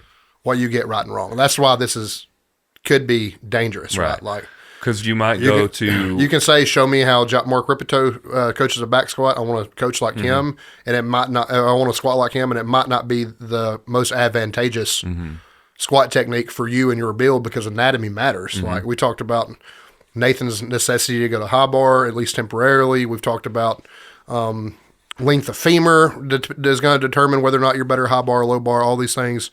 This thing didn't fucking know. Right. I just said, give me references for back squat technique. Yep. And while there's 2 or 3 of them I agree with, like, really, really good source for that, would give you the classic "it depends" answer. There was also some very hard-nosed and like, this is the only way, like, kind of answers too. So, I mean, it's really dangerous, like, in that regard. But I mean, it's cool in another. I mean, like, you could gain a lot of information really quickly. If you're discerning, you'll be able to, sniff out bullshit, on your own. But like, a lot of people don't care. They're just like, hey, first thing. like, let's be honest, they will probably click on Squat U because it's the first one that pops up. Sure, yeah. So, I mean, Squat U is something I would trust for the most part, I think. But if you may have seen a meme about Squat U, and they're like, not the Squat U guy, because everyone makes fun of the Squat U guy. Let me go to the next guy. He's a little dorky. He's a little dorky. He's basically the anti-Seedman. Yeah. He's like the same person, but good, but not evil. Right. Oh man. But like it's definitely the same vein of like just blatant dorkiness. You know what I mean? Like he is probably low hanging fruit. Is all I'm saying. Right. You know what I mean? Yeah. But I mean, so let's say, well, who is the next one? Juggernaut. I don't know that anyone really picks on Juggernaut. So Juggernaut's done it too well with too many athletes and too many sports to pick on them. Yeah, they're they're I was talking about good. Like their feats of strength, like away from strength sports. Like throwing really is technically still a strength sport, but Chad Wesley Smith was trained an Olympic thrower. Yep, it's the most awesome feat of strength I've ever seen, and it was on a non-competition lift. The dude had it could front squat 700 pounds for reps. That's nuts. Front squat. Do you know how a number that most of us dream of back squatting? Like, so these guys have done it in like sport after sport after sport after sport. Juggernaut AI, it was a money grab, 100%. But like actual coaching from these people is elite. Yeah. I mean, it's, best in the world. I've talked about it. I think we've all waned on Matt Winning some, but I think about best coaches in the world. I think about Matt Winning. I think about Josh Bryant. I think about Chad Wesley Smith. Like probably the top three that come to mind, though, like I said, Winning has, jumped off the deep end for some goddamn reason. I was going to say, I'd probably replace Winning with Joe personally. Yeah, I mean, he's definitely up there, but like we all have kind of an idea of who those people are, but Juggernaut's not somebody that's going to get picked on. Yeah. But I guess my point was like, you look this up, you got 4 different people, 4 different answers. Like, and we're very bad prone to have, I mean, it's a real psychological response, but we have what we called cognitive bias, right? Like, so if you've seen the Squat University memes, you're going to be like, oh, fuck that guy. Like, next on the list is Juggernaut, fortunately. But like, but let's say like, Juggernaut, I'm not feeling it. And you just look at the next one. Like, oh, this is a person's name. So I'm going to click on this guy because it's a person. Yeah. And then they're like, oh man, this is the shittiest. And you don't know, but you're just clicking on the shittiest thing that you could have. I mean, Dr. Joel Seedman, right? He's a doctor. He knows what he's talking about. No, the fuck he doesn't. Like, we know that. Science proves him wrong all the time. And when he references scientific studies, it's his own scientific studies. So, right. Fuck. I'm just kind of curious. Who are the best?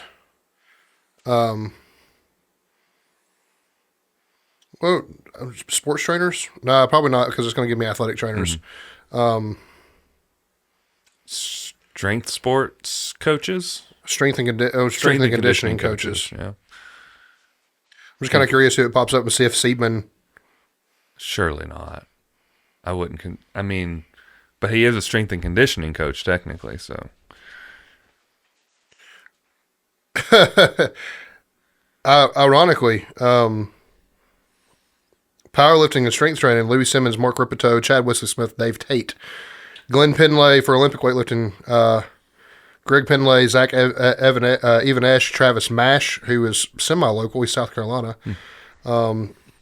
Athletic performance, we didn't get Joel Seedman. That's what I was looking for. Hey, thank God. Joe DeFranco, Eric Cressy, Mike Bull, Cal Dietz, and Buddy Morris. And then bodybuilding, Poliquin and Thibodeau. So, I mean, I'm just kind of curious, prompted for more. How about for the NFL?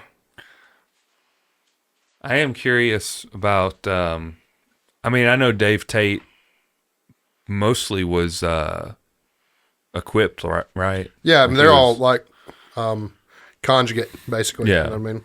So, so it pulled 3 conjugate coaches? For powerlifting.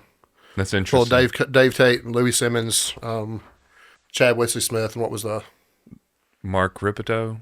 He was starting strength. Definitely not conjugate, but his starting strength. But he was one of the ones that you mentioned. ChatGPT's a little smarter than I thought they were, because nowhere on this was Joel Seedman mentioned. So hell yeah. Shout out to ChatGPT. Not getting everybody fucking killed, apparently. But, I mean, the point is, though, like, unless you are highly specific about what you're asking for, you're not going to get highly specific answers. So, like, So where do you land? Because this is really the topic. Where do you land in terms of the ethics of somebody using this? Is it pretty much like me if you're using it as a tool? Yeah, I mean, it was designed to be essentially a tool to make people better, right? Like knowledge, like to expand knowledge and stuff. So I don't disagree with using it in the same vein that you're using it. I pretty much am in agreement with everything that you said. Like if you're just plugging in, give me a programming split for XYZ, and then you sell it to somebody for $100, that's shitty. Like that's 100%. That's completely unethical.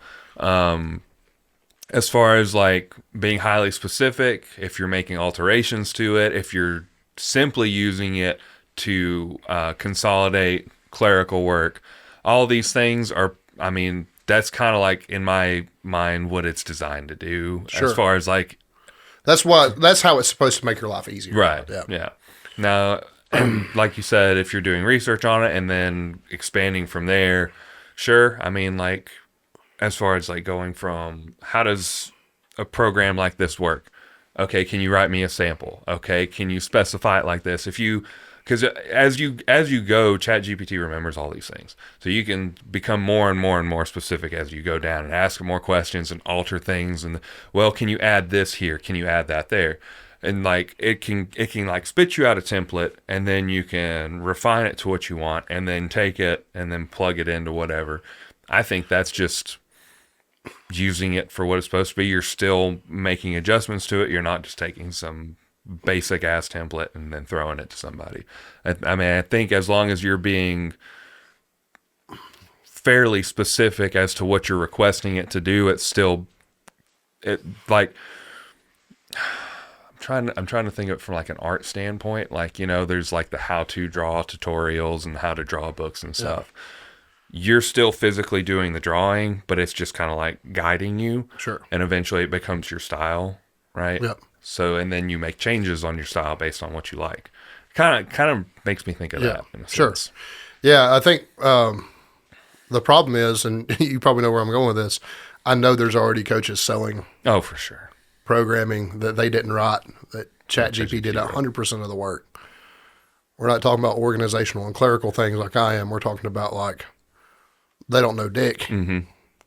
And they might have this person's one rep maxes, and they're like, we're going to chat GPT this shit, and then we're going to sell it at $150 a month, and we're going to call it online programming, and I'm going to get their squat videos, and I'll give them a couple cues, but I'm going to sell this and never see this person again, so I ain't got to fucking worry about it. Right. I feel like that's going to be people who typically don't care about the sport or don't care about I can imagine training. it's probably going to happen more and more in general fitness. Yeah. Like my first thought was honestly a commercial gym trainer. Like that was what popped in my head when you said that. Someone was like, who's got a handful of clients in a commercial gym, make a program for XYZ, and then just takes it out there like, here's your program. Yeah. Like, how long before GoobU starts exposing coaches for using AI generated programming? Interesting enough. So there's plagiarism or AI detectors that teachers use now to make sure that you're actually making your work and you're not pulling it from ChatGPT. So I wouldn't be surprised if something like that exists or could exist for programming. So it just depends. But at that point, you're asking somebody this is where it gets hairy, right? You're asking somebody to tie somebody's name to this program. I mean, you'd have to have some pretty specific screenshots or pretty specific data that shows that they did it and didn't just take screenshots of a program you asked it to drag somebody's name through the mud.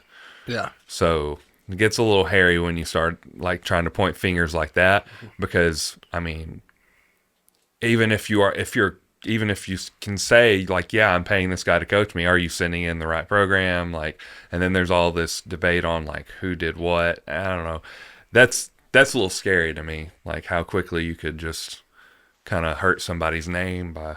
Yeah. I mean, obviously if that exists, like you're going to be able, I don't know if it, because if you're just using it for organizational and clerical things, it really can't be it's not. It's not, It's not going to be. I don't have detectable. I don't think my name I have to worry about my name getting drugged through the mud just because I used it to organize something. No. Again, though, everything in that I'm using it for is my ideas. It's my intellectual property, essentially. Like, the only thing I've asked it to do, I knew what I needed. I knew the accessory work and everything that I wanted. The only thing I needed is for it to, like I said, organize. So, like, I don't know. I mean, I guess that is a slippery slope because, like, I definitely used it. Right. I didn't use it in the same sense everybody thinks. Right.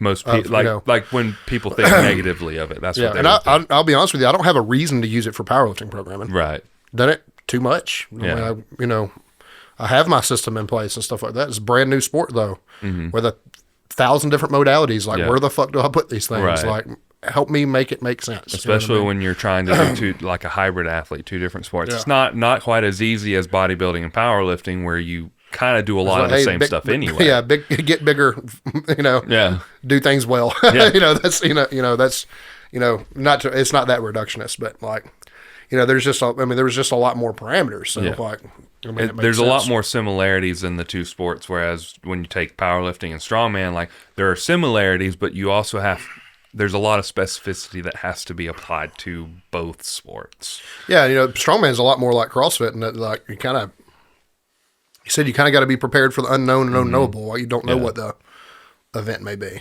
I mean, I watched two guys in the gym the other day train for a strongman event where they're literally just picking up and holding weight.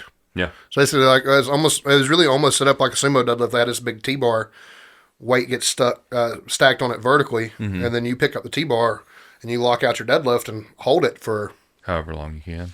And that's how the event scored.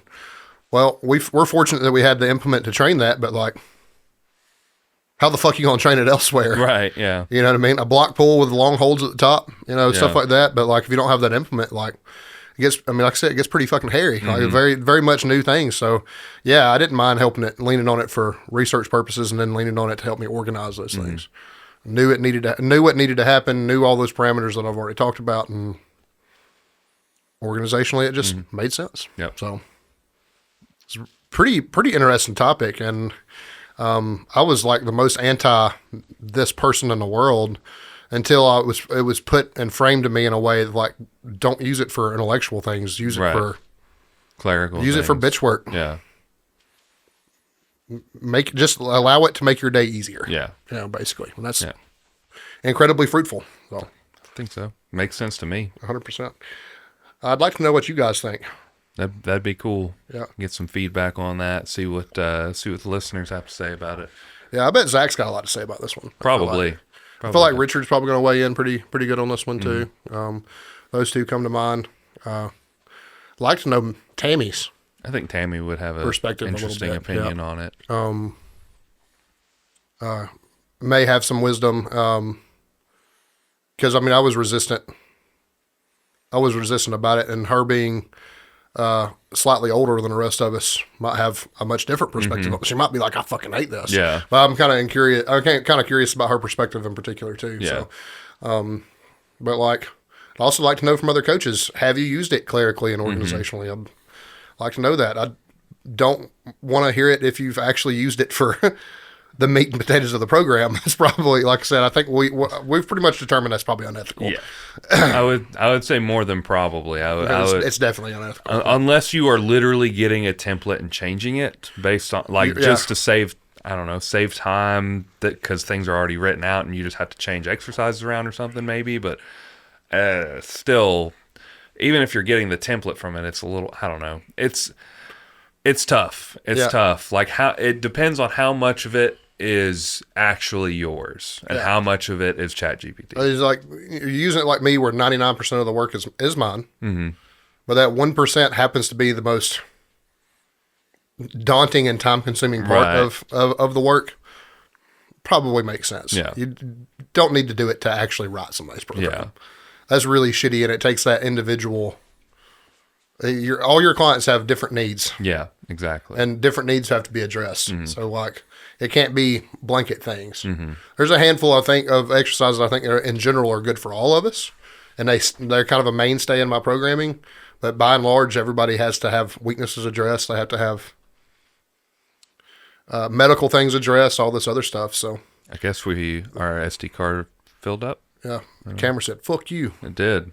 It said, "Peace out. I'm done." But yeah, I'd like to know everybody else's opinion on this because it's a hot topic. Did I act unethically by using it? I don't think I did. I don't think so, just by the description of it.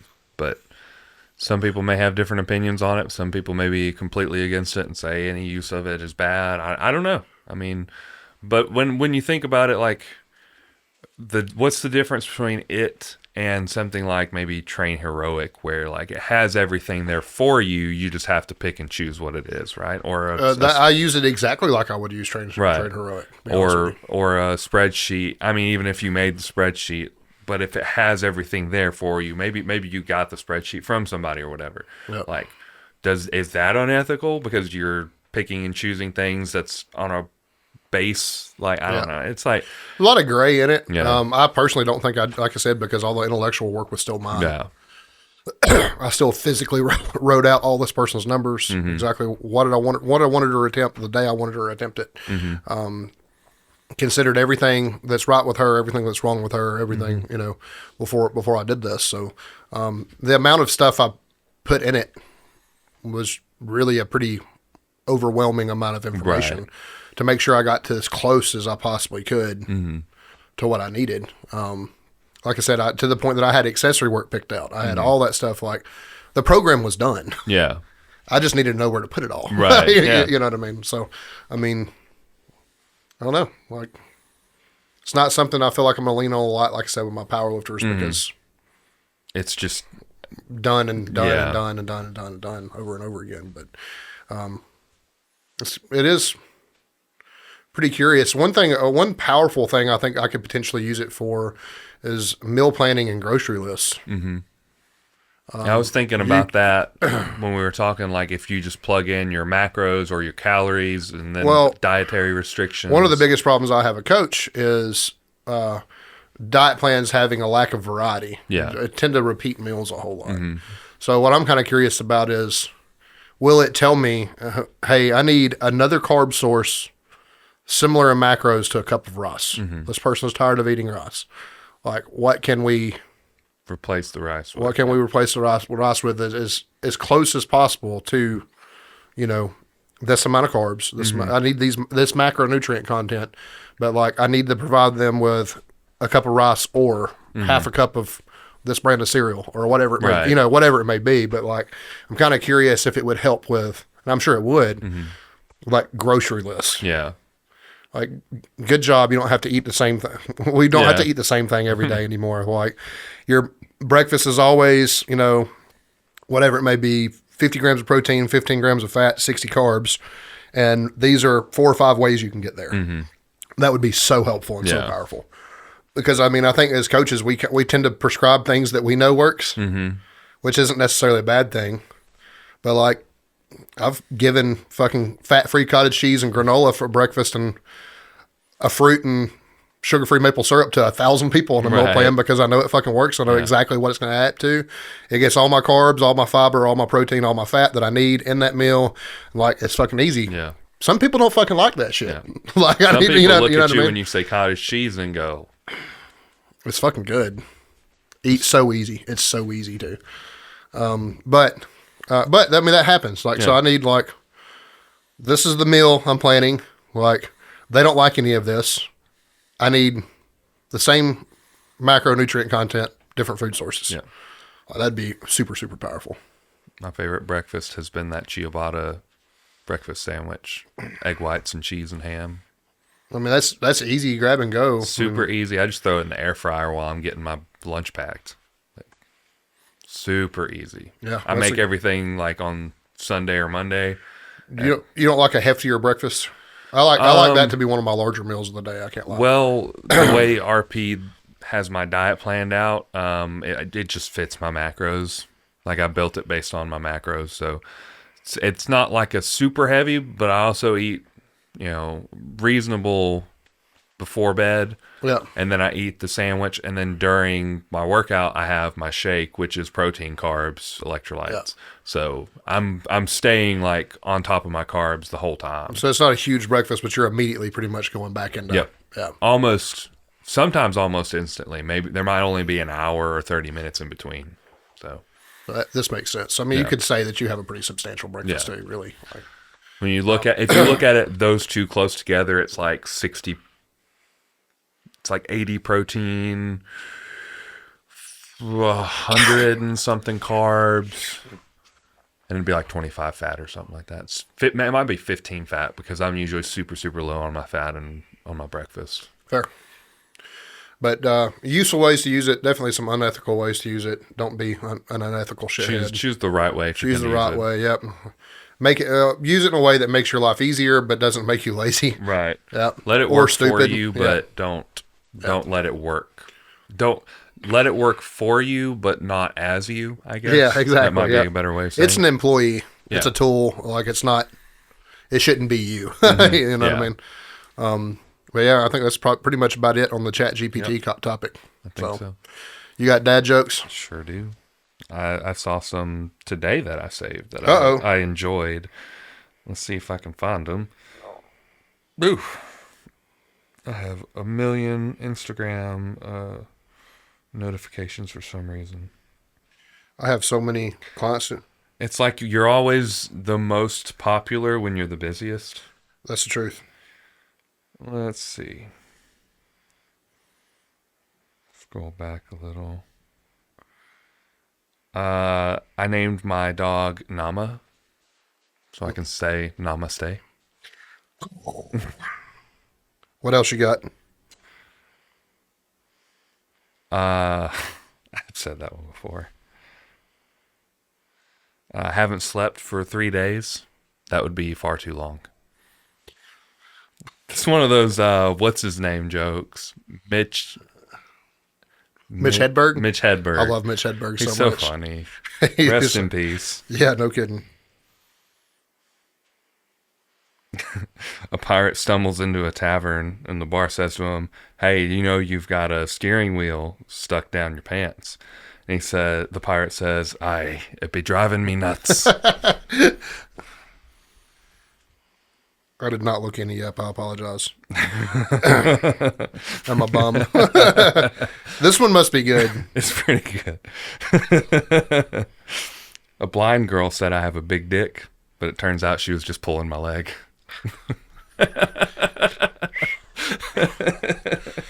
That one got me pretty good. I don't know.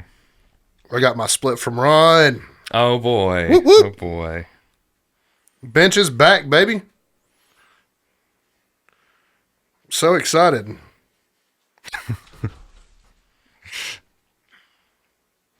I got barbell and everything, baby. That's exciting. Pin presses for the first time in God knows how long.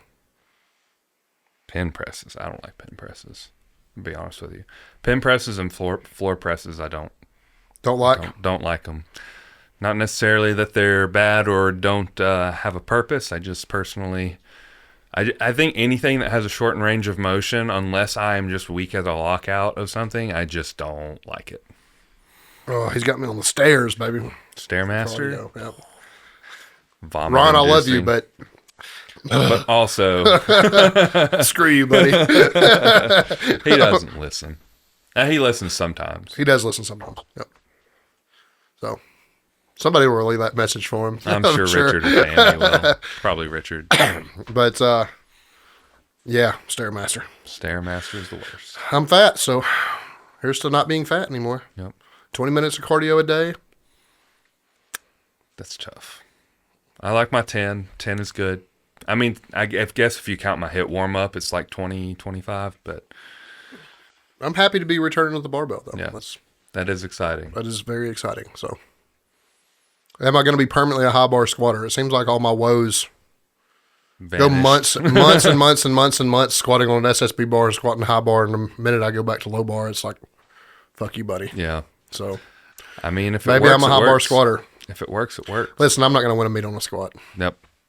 I'm not going to win a meet, but I'm definitely not doing it with a squat. Like I need a healthy legs and hips to be preserved for deadlift. Right. Yeah. 100%. I mean, high bar feels pretty good. I feel good on high bar. I'm trying low bar again, but like I feel like the CNS demand is much higher for high bar. Yeah. But it's much more comfortable of a squat. Mm-hmm. I think so too. Like it feels worse. So much heavier. Yeah. But that's probably just because of the way it's loaded. But the squat itself is so much more comfortable. Yeah, it's extremely comfortable. I feel like when I low bar squat, I just feel like, I don't know, I think just uncomfortable, like because it doesn't feel natural like a high bar squat does, because a high bar squat is more of like the natural, like how you would sit down motion. Whereas like, I mean, nobody's going to sit down like this. Like, when I go sit down, my knees pop like 7 times. I don't know if you heard all those. I did. But yeah, I mean, when you think about a high bar squat, it's exactly like you would sit down. So it's just like, it feels anatomically correct to a high bar squat. But for a episode that we didn't know what direction we were going in, this seems to be actually a pretty interesting conversation. Yeah. Got to pat ourselves on the back. Sponsors are Jam Logistics and The Butcher. Buy all your meat at The Butcher because it's fucking awesome. Delicious. Good they stuff. do great work, and we really like them. And we really liked them before we were sponsored by them, to be fair. This is like a pretty genuine. Yeah, when they first opened, I was pretty excited. Went down there, got some steaks. I was like, this is good stuff. Yeah, it's really convenient for you. Yeah, it's like down the road. Yeah, like so. It's been a great place to shop. I really fucking like it. If you're not counting calories, their food truck definitely something you should check out. If you happen to have a cheap meal, or if you just don't give a fuck, definitely check them out. Check them out. Yep. Where there's fat, there's flavor, and it's pretty fatty. I can't lie to you. But, I mean, it's a barbecue. Mostly doing like smoked meats and. Now you could probably get smoked turkey, smoked chicken. Yeah, I'm sure like they have something like that. But everything I've had is fucking awesome. So get some barbecue sauce on it. Be a little bit of carbs, and I don't know what their side options are. Probably like potatoes, like mashed potatoes. Oh yeah, I'm sure it's potato salad. Like yeah. I have forgotten. I haven't been there a little while. Like good fries. Yeah. Yeah. I haven't actually had anything off their food truck. I've just heard it's really. You should absolutely do it. It's fucking awesome. They also do be careful though. They always have somebody selling cake and stuff outside now. Sandy buys the sourdough from the lady. Sourdough, and it's incredible. I walked away and I overheard them talking about like I think it was a coconut cream pound cake or something. And I almost turned around. I was so close. I hadn't started my diet yet. So I was like, Listen, I know we're trying to wrap this episode up. So I don't mean to go on another diatribe or anything. But I always know when Nathan is cutting because he starts sending me food videos on Instagram. Dude, I get nothing but food videos every time. Like it's always the most fucking super rich, chocolatey, decadent thing, or it's cheesecake. Man, I get so many. Sometimes we get cocktails. Sometimes I get cocktails. But. Yeah, I don't get a lot of those I haven't gotten a lot of those lately, which is probably because I haven't been drinking. But it's crazy what our phones know. But like cheesecake, brownies, like all the best dessert stuff that I just love, I'll see those pop up on my feed, and I'm like, oh, man, I'm going to save that for later. No, I mean honestly, I'm not quite to that point yet. Yeah. I'm at a point. I mean, I'm only. I'll start getting more and more food memes before it's over. Probably, but I mean, like I scroll through and I look at it, and I'm not at the hunger point where I'm like, oh man, I got to eat that. I just go like, I'm saving that for later. I'm going to save that recipe for later. Like, other than the fact that you wet marinate your steak, I feel like you're probably a pretty good cook. Yeah. I've made some pretty good cheesesteaks. Do you find that being pretty good cook helps a lot when you're dieting? 100%. Yeah, because you know how to make things taste good without having to have fucking shit tons of butter and sugar. Yeah. I've talked to a few people. I remember specifically talking to Ashley about it. I was like, I posted a picture of my food. I had that chicken taco bowl, and I was like, I don't know why people have such a problem dieting. Like this fits my macros. Like it's a reduction in food, but it's good and it's enough. Well, oftentimes it's not even a reduction of food. It's just a reduction in calories, like volumes. Right. Typically. Well, I would say, especially because I tend to add in a lot of vegetables and a lot of rice when I'm cutting. Yeah. I feel like food volume really to keep me from eating like shit is almost probably higher, even though it's a reduction in calories. Well, Total volume. Because of the types of food that I eat every day, I typically eat pretty clean. You eat the same pretty much year round. Yeah, so it is a reduction in food for you. It is a reduction in food, which is fine because like when I'm bulking, I feel miserable and full all the time, and like how am I going to eat all this food? So when I'm cutting, I'm kind of like relieved because I'm like, oh man, I can just eat this. And it's another powerful thing about eating healthy is it's going to take a lot more food to fill you to up. bulk on. Yeah. You know what I mean? So if you're food driven, if you're not food driven, you can get away with eating a little, more savory stuff. And I can be one way or the other, truthfully, depending on where my brain's at, honestly. Which is probably a superpower because I can hone in on a really strict diet and be perfectly fine with it, and I can also hone in on some really tasty food. So. Yeah, I'll be honest with you. I'm definitely one of those people that eat my feelings. Mm-hmm. So it's important for me when I'm dieting to have access to lots of healthy snacks. Yeah. Like I'll always eat before I go to bed. Yeah. I'm going to have a snack before I go to bed. See, so it needs to be like, I'd reach for the granola and cottage cheese pretty often for that meal. I do a lot of like cereal, honestly, like when I'm cutting for that because it's just carbs and protein. 2% milk or no fat milk. Because I do Fairlife, I can do fat-free milk, no problem.